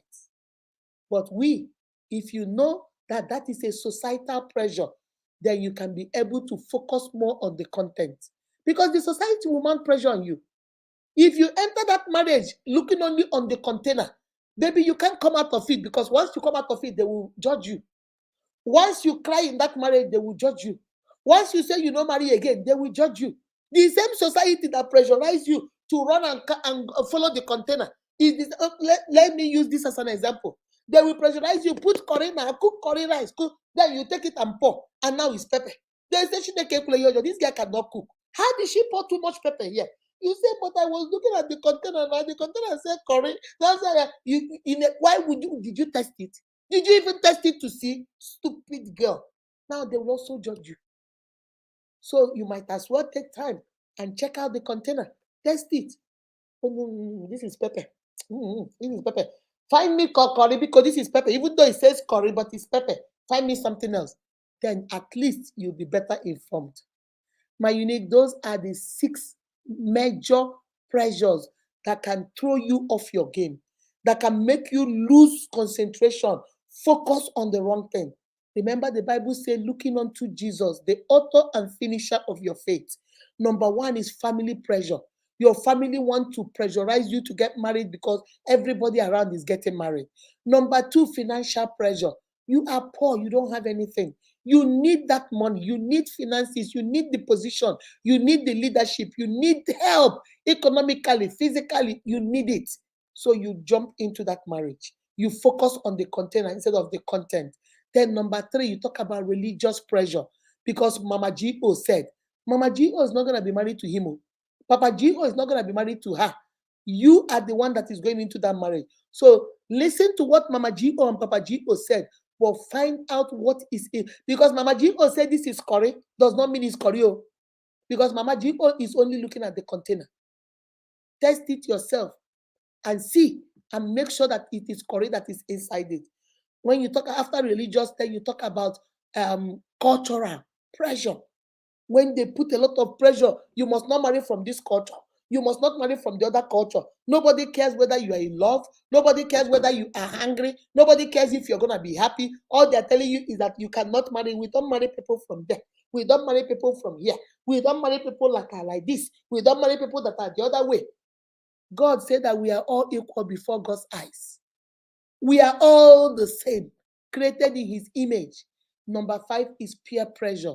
The pressure around your friends, the pressure around people that you love, the pressure around your colleagues, your age mates. Monkey see, monkey do. Because you see them do, you want to do. And then you get into trouble you cannot come out of. And then the final one is societal pressure. Societal pressure is the one that the society puts on you. It's like a norm. There is no law. There is no law saying it must be done this way, but it is an unspoken law. It's not written anywhere. It's not spoken anywhere, but it is here with us. It is here. You don't have a child, you must be barren.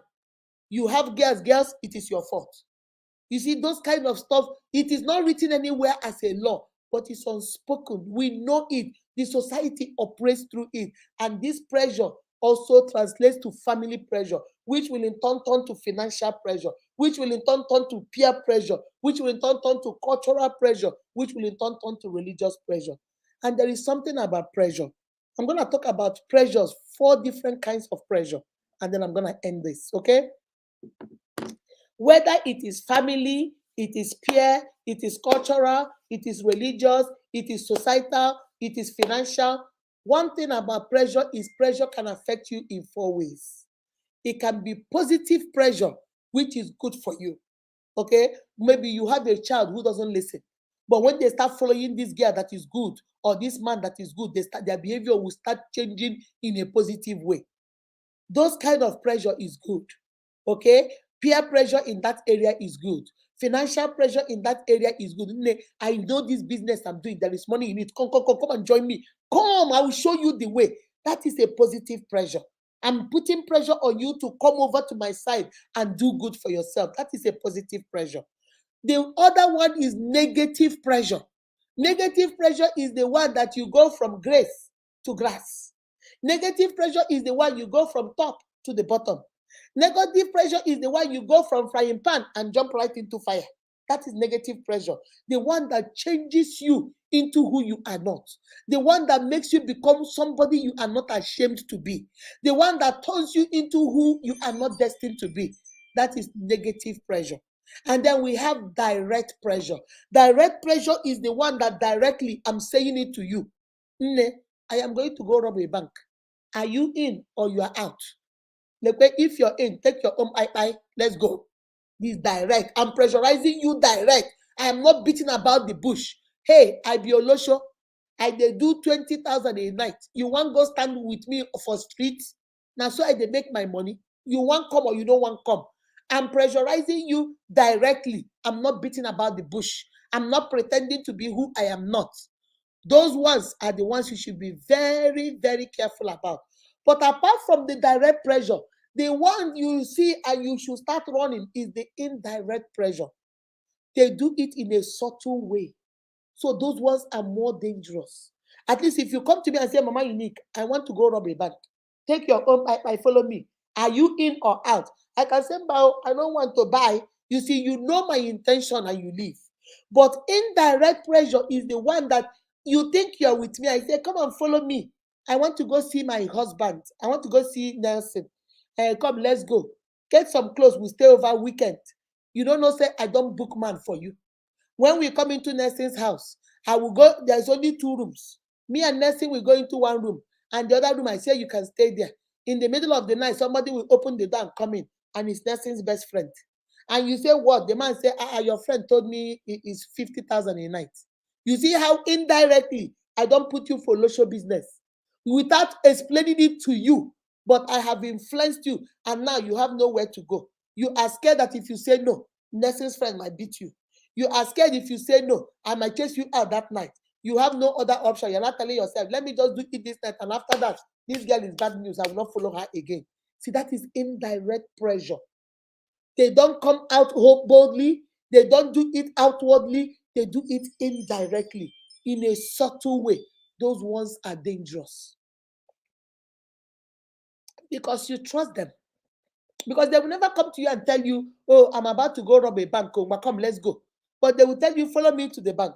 When you get the bank, they say, you see this thing, hold it for me. Just when you hold it, you see the camera, just back the camera and just don't smile. You don't know that you're not smiling, that you're part of the armed robbery. You don't know that you're following her. You have become the drive-away driver. He said, you know how to drive fast, right? Stay in the car. Once you see me run out of the bank and run into your car, move and don't stop. You say, why? He said, don't worry, I'll tell you later on. The next day, I will run in, and you move. And then I'll tell you, oh, this is your share. You say, which share? I'm not. She said, no, you are part of it now. I went to rob a bank now. You are the getaway driver. You see how indirectly they have put you, pressurized you into armed robbery without you knowing. Those ones are the ones you should be very, very careful about. So when you look in your circle, I want you to be able to identify the indirect pressure around you, especially when it comes to your relationship and your marriage. Your auntie might be the one saying, why don't you marry Nancy? Nancy is a good boy. Marry Nancy. And you don't like your auntie because she said that. But the other auntie is using style to say, the other day I was sick. Nancy was the one that treated me. Whoever marries Nancy is a good woman. You see, indirectly he's telling you good things about nursing, dropping hints here and there because he's trying to sway you into marrying nursing, but indirectly he doesn't want to come out direct. All right. So once you have identified these 6 pressures, the family pressure, the financial pressure, religious pressure, peer pressure, cultural pressure, and societal pressure, now you can be able to know that no matter what they do, and you know that this pressure, they come in 4 different ways. They can be positive for you, they can be negative for you, they can be direct, and they can be indirect. These 6 of them. They can be positive, they can be negative, they can be direct, or they can be indirect. Now that you know this, remember what I told you from the beginning of this video. When you know better, go out there and do better. Now, when your parents come to you and you notice that they are trying to use these pressures on you, you stand up and tell them no.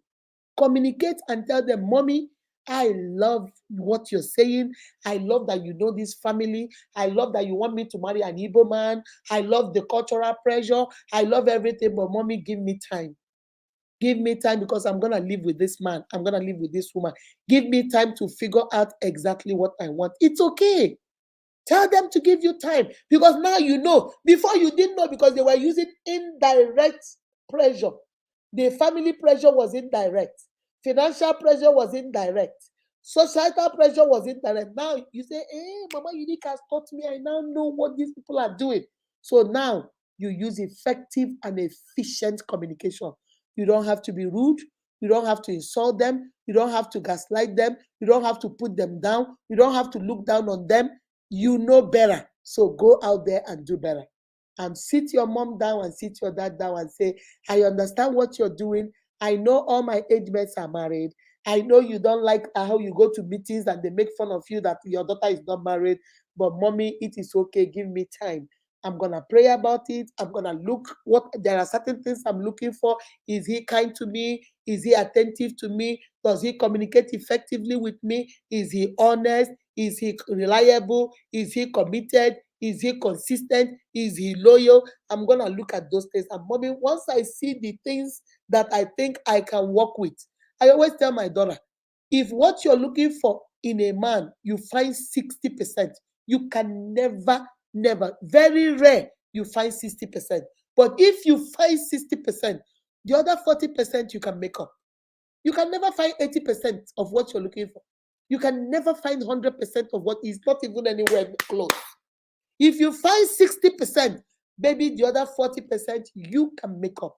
But you need to get the foundations, loyalty, reliability, commitment, trustworthiness, honesty, truthfulness, communication. If you have those foundations, the corners, the pillars for the corners, then you can build your house. You're good to go. The other ones you can build, you can put windows, you can put roofing, you can do. But first of all, you need to get the solid foundation so that your house can stand. Your house in this case is your marriage. All right. I love you guys. Let me put the link in case somebody wants to say something before I leave you guys. Hey, guys, I need to go fix my glasses. Oh God, I need to go fix my glasses. So although Casey is bringing the other one, I need to go fix because what happened was I have an eye appointment. Had it been, like my doctor said, I need to change my lens.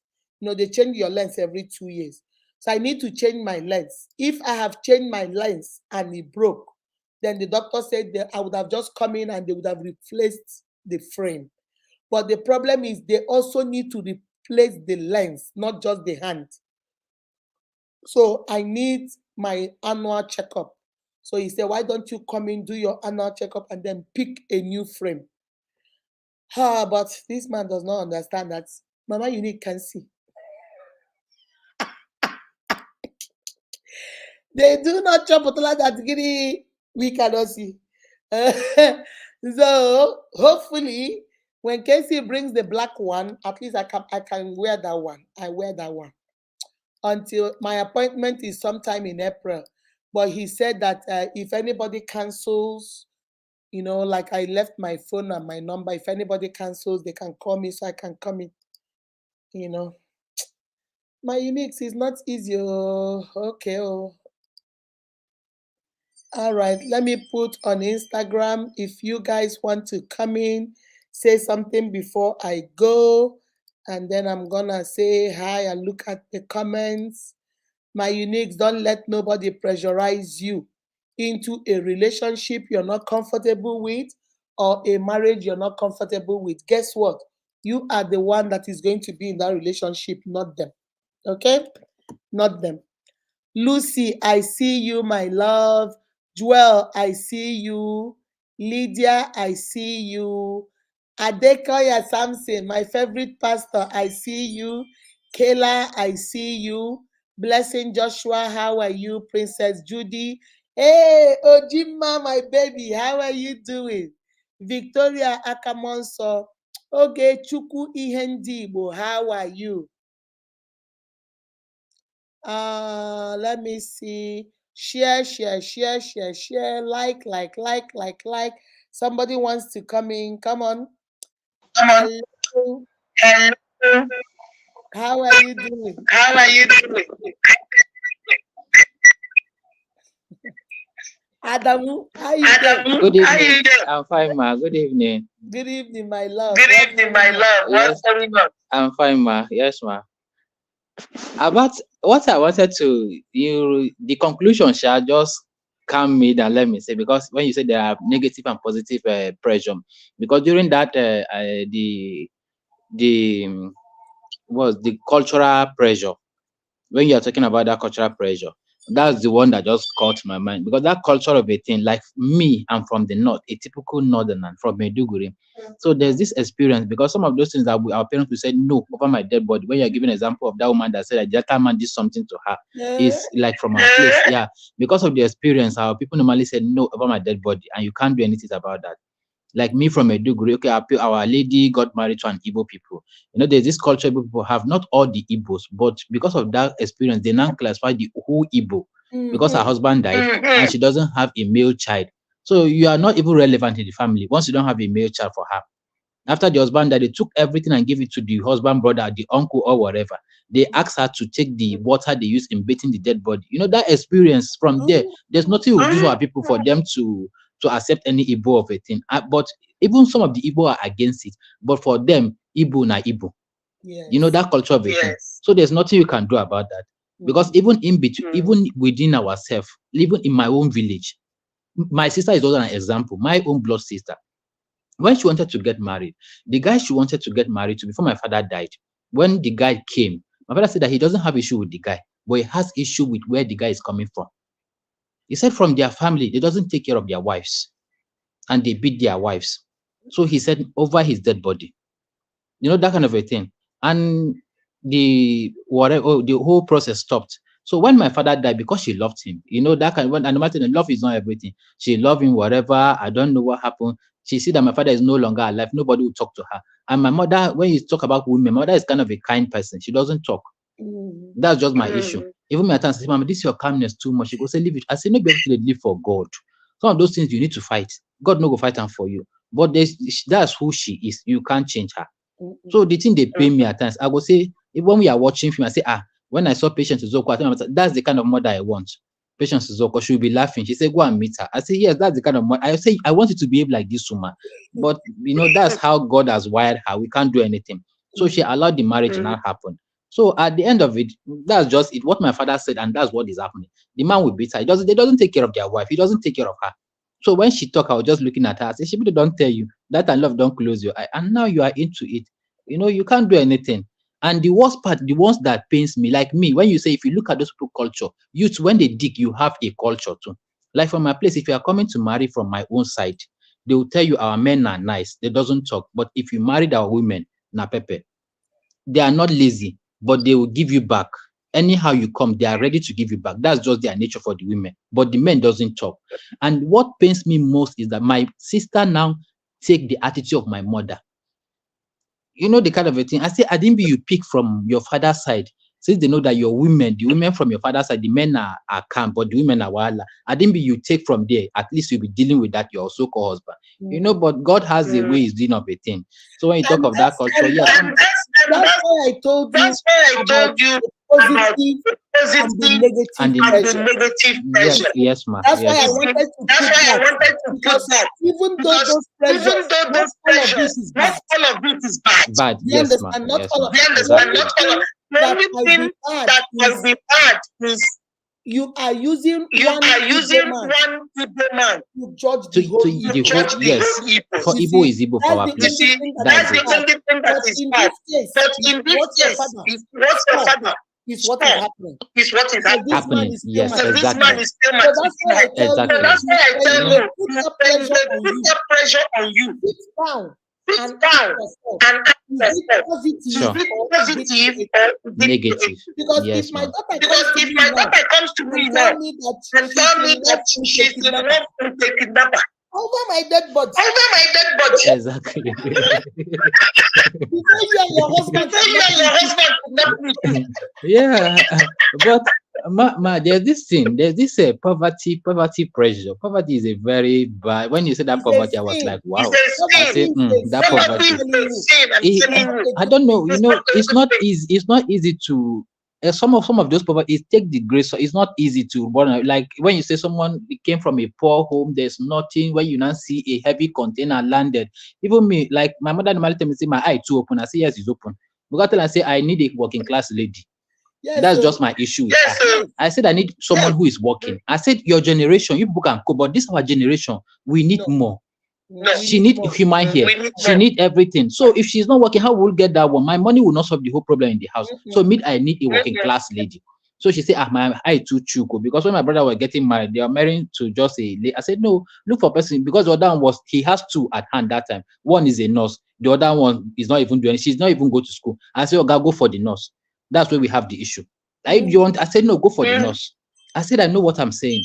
So he has to put this girl in school. You remember what I said? Remember what I said on Tuesday? Yes. One of the things to focus on is responsibility. That's a job. That's a job. I might love you, Adamu. I might love you, Adamu. Yes, I might ma'am. love you from morning to night. Yes, ma'am. We might sleep from morning to night. We still need to We feed our still need to feed our children. Yes, ma'am. Yes, ma'am. We still need to pay school fees. So that's what they don't understand from me. Roof over their head. So I don't know, maybe it's the way I normally give them the message they got me wrong or what. I said this money is good though. Me, I like money. I'm not desperate. I like it. Money is good. But definitely I won't just marry to. I need a work, someone that we can at least put hands together. Because I said, no, look at your generation. Yes, I said now there are fashion, there are everything, there are designers, and we need them. So one person cannot deal with that. That's what I want. So when I started in the house, they were just normally look at me like someone who need the material. I say, yes, I like it. I need the money. I need material things. You push, you said it. I need it and I will have it. So that's how we normally have issue with them. So when you are saying all the pressure, like this poverty of a thing, seriously, mama, it's only God that will defend. Because even if I see them, when I don't suffer tire, I can't see girl, at least I will, you know, before you even think of, is this person okay? Is this person, you know, before you know, you just jump into the whatever. No, and at the end of it, I always encourage you guys. That's why you have to marry. That's why you have to be yourself. Don't marry a lazy woman. If you marry a lazy woman, if you marry a lazy woman, now your own don't finish. Even when you become a Even rich when man, you become a rich you man, will not be able to you manage. will not be able to manage the money. Yes, This is why exactly. This is why you see a man that will be a millionaire Once today. you marry, Tomorrow is poor. You don't go back. because the woman does not Because the woman does not have to to rebuild and reproduce what she saw when she married the man. Yes, ma. Yes, ma. I told my sister, nobody is the same way that is lazy. Neither Yes, will you mommy. be Neither will you be a same way that is lazy. Who is not doing anything? So I don't know. They normally got me wrong in the family at all. They normally got me wrong because I told them I need that money. I need it. So I don't need to go for. I think that's all I have to say. Yes, ma. I Thank really you, enjoy my all those darling. bits Thank and you, my pieces. darling. Yes, ma. Thank Yes, ma. you. Thank you, Guys, ma. please don't marry a lazy man, oh. Ha. If you marry a lazy man, no, they call Mama Unique, I don't go answer. Oh. Don't marry a man that no get job because he fine. Fine boy, no pimple. No be waiting, we go chop. Oh. Fine girl, no pimple. No be food for table. Oh. Comfort, how are you? I'm fine, ma. Good evening, ma. Good evening, my darling. How are you? I'm good, and you? I'm great. I'm great. Wow. Thank you for this wonderful teaching. Thank you, Thank my you love. so much. I just wish that everyone that is listening will go home with this, we sleep with this teaching tonight, wake up with the teaching, sleep again, wake up, let it just be part of us. Because this is one of the things that can help somebody in life. A lot of pressure. You see this family pressure, you see the religious pressure, societal pressure. Those ones are dangerous Very pressures. dangerous. Mhm. Very, very dangerous because when it happens, when you eventually yield to the pressure and then your fear start staring at you, the family will tell you, ah, is your husband now? Is your I husband? say you're Is stuck. your husband? You are stalked. Is your husband? Then for that religious pressure, if you yield to it and your fear starts staring at you, they will tell you, sister, be praying. Just be praying. God will change him. God will make a way. The Lord will see you through. It is well with you. It is well. We are praying for you. None of them is praying with you. Praying for No, you. and they go to their house. They are praying for you, but they're praying from afar. You're the one suffering. Uh-huh. You are the one suffering. They will tell you, we are praying for you. The Lord will see you through. The Lord will hear you. The Lord will help you. You will be the one that will be suffering it. The man that's supposed to be your prayer partner will now become your prayer point. Point. Or the woman that's supposed to be your prayer partner will now become your prayer point. Mhm. You'll be you'll be fighting battles. The time you're supposed to use to cover mile in your marriage, achieve a lot of things, do exploits, enhance your marriage, grow in your marriage, you'll be stuck in one place praying for what you would have avoided at the first instance At the if you didn't beginning. use the That's pressure. right. Yes, at the beginning. So it's very important for somebody. Somebody sang a song and say, I know who I am. It's very important for somebody to know who you are. It's not every cloth that will fit you, no matter how beautiful the cloth is. Exactly. No matter how expensive the cloth is, if you wear it, there are some clothes they will tell me, say, ah, it's so expensive, it's so beautiful, but my body structure may not fit it. It's not yours. Yeah, exactly. It doesn't fit you. Mhm. Where they put a monkey inside a suit because I don't have that shape to fit into that beautiful clothes. So I just I don't know how to say it. It's very important for us to understand this fact that this life now your life, oh, nobody go live on with you. Exactly. If you Now are your if life. you are Mhm. if you are suffering, you will suffer alone. They can only encourage you. They can only, say, "How are you doing, sister? Has it changed? Is there any improvement?" From afar. And my sister, do you know the saddest part? Like I was saying, the same people that pushed you, your family and religion that pushed you into that marriage, then they will use the same religion to keep you there. And then when you Exactly. start complaining to them, then they will mount the societal pressure. Once you say you want to leave, divorcee, she wants to leave her Mm-hmm. husband. Look at her. The same people are the, oh my goodness, the same family Is are the there? ones that will tell you, she left her husband. The same church are the ones that will ostracize you. When you come to sing in the choir, they'll tell you to go sit down because you are divorced your husband. It's the same people that, oh my sister, God will It's help really dangerous. It's really dangerous. us. Really dangerous. So that is why somebody should open his or her eyes at this time and know what you want. Know who you are and whose you are, as you always tell us. Yep. Because when you know better, you will always do better. You will always do better. I believe that Don't with my al- heart. Mhm. yes. Then coming to the societal pressure, that is another dangerous one. Mhm. If you, I don't know about every other part of Nigeria, but in Lagos here where I stay, there are some house owners. If you're a young lady, you are not married, you want to get a house, maybe you are living with somebody who is pressurizing you, who is abusing you, who is not allowing you to live your life the way you want to live your life as a girl, as a child of God or whatever. You just want to stay on your own. They will, we no go give give you house so That's what I because you're heard. not I married. thought he was telling me that. I thought it was a lie. She said that It's you have true. for you to get an apartment, you either go bring your brother Oh, and pretend it's your oh, husband, that your husband is yes, or they will never give a single girl. Why? it is true. But if a young man comes, they will willingly give the young man. So what are we talking about? And again, the society has made it that if you are a lady, God has given you the knowledge, the understanding, you have the skill, you can work hard to make money. And then if you make the money, some will not They will say want it's to a sugar daddy. uh they don't believe that a young lady can on her own Work buy a hard. car, work Mm-hmm. hard and get a car. It must be a sugar daddy. Mm-hmm. It must be somebody behind it. And that has limited because some ladies who don't want somebody to tag them who and what they are not, they might not want to work hard. The strength is there, oh, but they wouldn't want to work that hard to get to that point that the society will give them a tag that they are Yeah, not. because I remember one of my uniques. She called me and told me that there was this land that came out in Owerri, and she wanted Okay. to buy the land. I think it was like 3 million then, back then. But she said that Mm. she's afraid if she buys it and a man finds out that she has a land, they will think it's sugar daddy. But she's into real estate. So she sold Okay. this land and the part of the money she got a lot of money.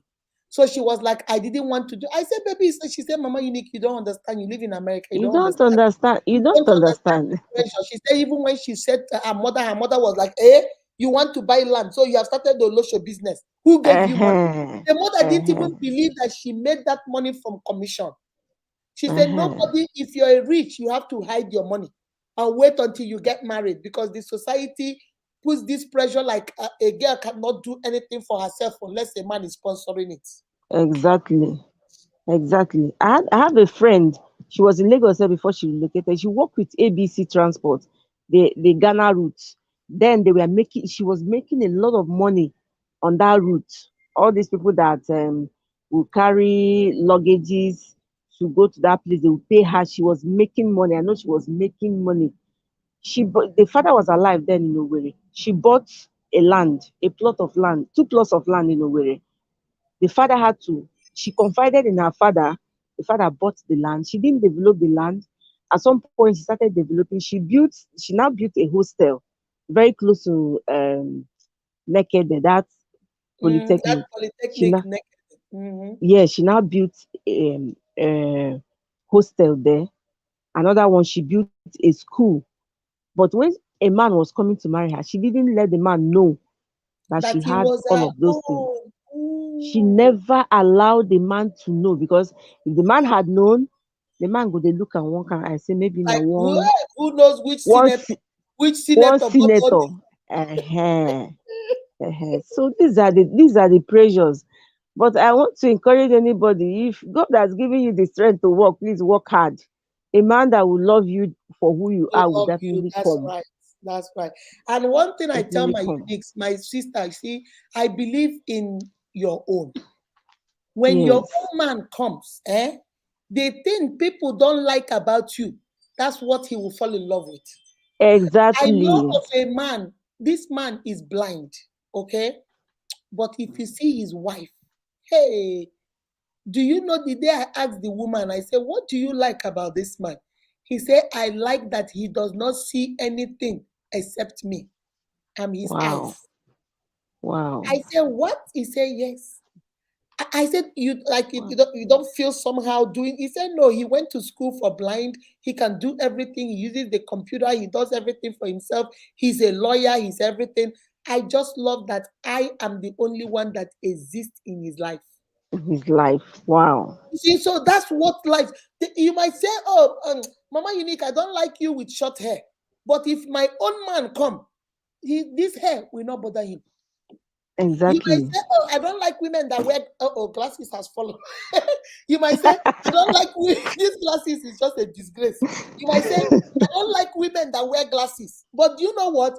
If your own man comes, that thing Now is that not, glass now go enter your eye. it's not a problem. How do you see women that are on wheelchair and they are married? Honestly. Don't you see I, men that don't you see women that their husbands are on wheelchair and they are I having have one in children? my They I have are one in my happy. from my village Oh, like that. because your own, my sister, when your own comes, those little things that others are complaining about, you will not see it. If your own man comes and knows that you are a hardworking woman and you have a house, you have a car, he will even be proud. Yes. That's my girl. That's my woman. She's hardworking. She can work. But the one will not be your own. You have money now. You started insulting me. And you must sell that land and bring the money to me so that we start fresh. We start fresh. Because you have a house, I don't have a house. You sell the house and bring the money to me. Then I go buy the I house. am the man of Oh, the house. I now am the lie man you of the lie. house. Now lie you lie.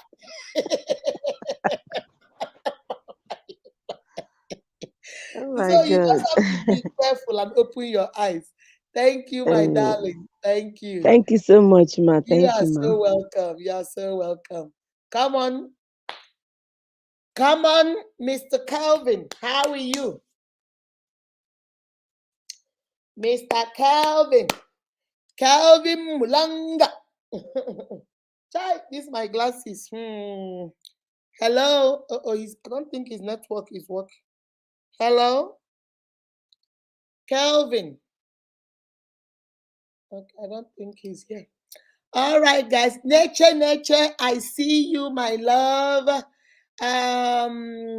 Mercy, I see you. Francisa. What? How do I say your name again? Frances Lisa. Have not seen you for a very long time.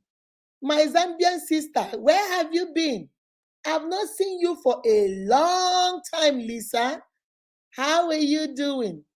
Welcome back. Uche Ewe, how are you? How are you? I hope you're good. He said, we are not ashamed of the gospel. That's right. We are not ashamed of the gospel at all. Favor, Anya Chebelum. How are you doing? My original evangelist, how are you? How are you? Read answer for my beautiful wife. How are you doing? Piri, how are you? I hope everybody is fine. Teresa Banda, how are you doing, my love? All right, let me see. Lizzie Gold, how are you? I'll soon leave you guys.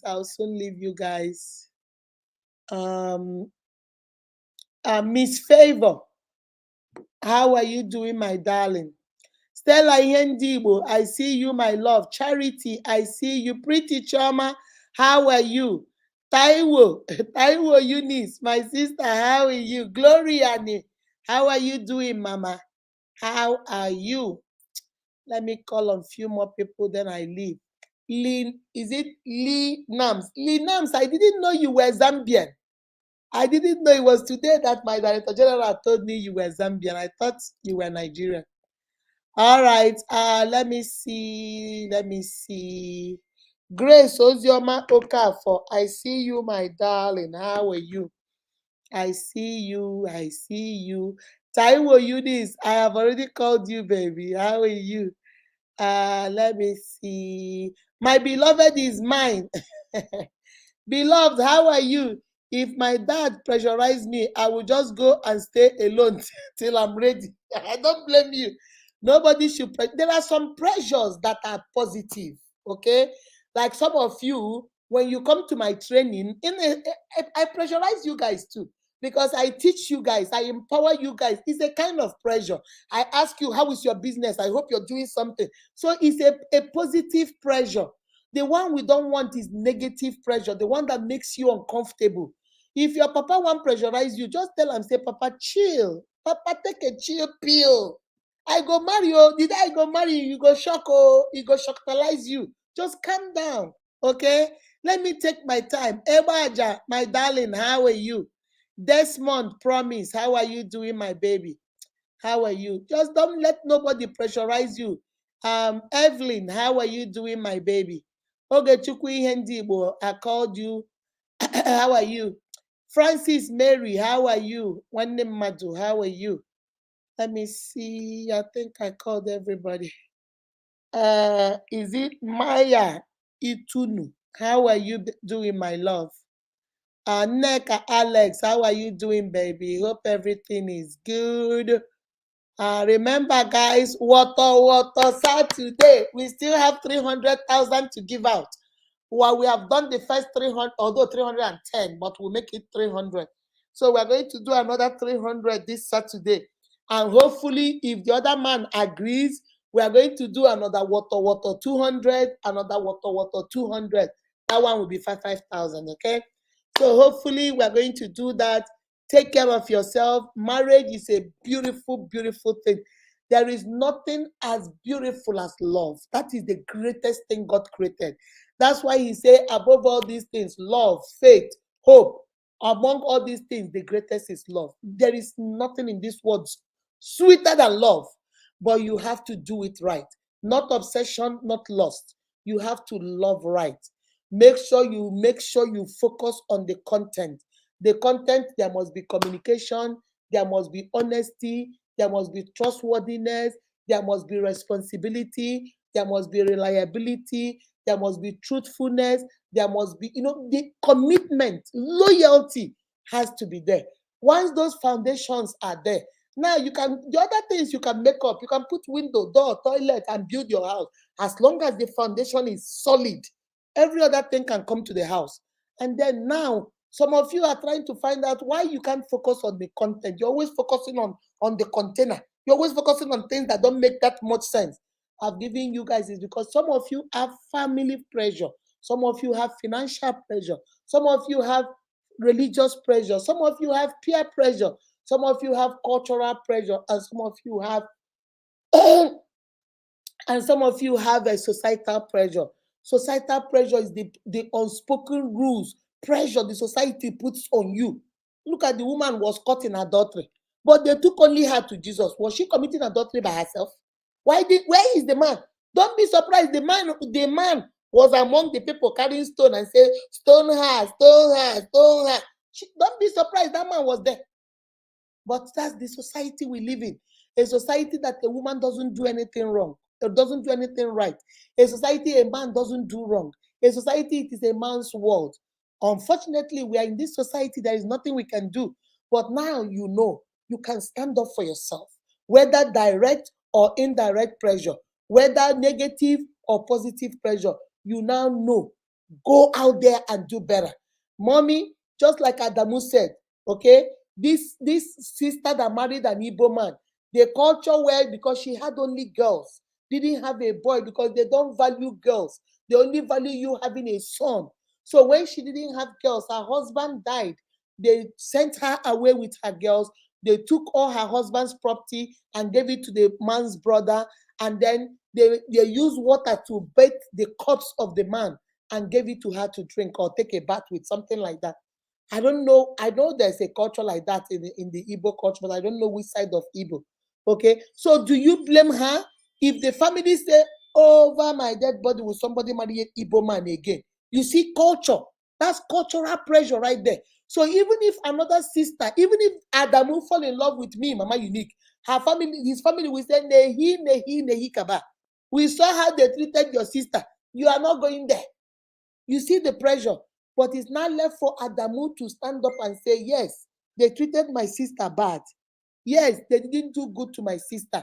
Yes, they did not act right with my sister.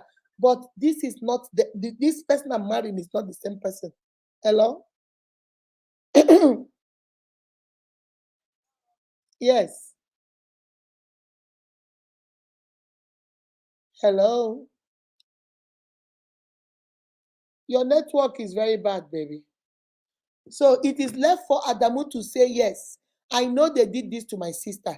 Let me go find out this girl, Mama Unique, I want to marry. Let me go find out her own culture. Let me go make sure it's not the same culture from my auntie. It is now left for her to do his investigation, find out and see whether is this directly affecting him or is it indirectly affecting him. Is it a positive pressure or is it a negative pressure? It's not left for you to decide that. All right. Hello. Hello. Yes. It's like your network is very bad, baby. Hello. Say What? that Stella sent me a name. Yeah, let me call you back. Let me call you back. I'm on live. Let me call you back. Okay, guys. Sorry about that. So it's not left for you because I don't blame the family. If Casey, my daughter, goes to marry in a place where they send her out, I wouldn't want Zion to go over there and go marry a woman from the same place. So you see, the pressure is too much. But it is left for us to change the narrative. It's left for us to say, Mama, yes, I know. But this Mama Unique is not from that village. Mama Unique is from this other village, although she's an Igbo girl. But in her own village, they don't do that. And by the grace of God, the world has changed. I am the man. It's not like she is my sister. I'm the man. Why is she going to send me away? I'm the one that is marrying her now. Mama, please, I love this girl. Mama, please understand. It's not left for him to explain and find ways to conquer that barrier, that pressure. Okay? And then your peer group, you notice that everybody, your friends, because they are all divorced, they also want you to divorce.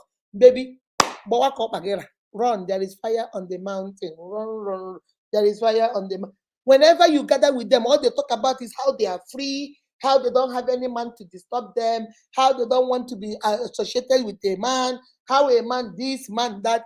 Baby, you have a husband, you are not single. So since all they talk about is how single they are and you're still married, maybe it's time you be their friend, but be their friend from afar. From afar.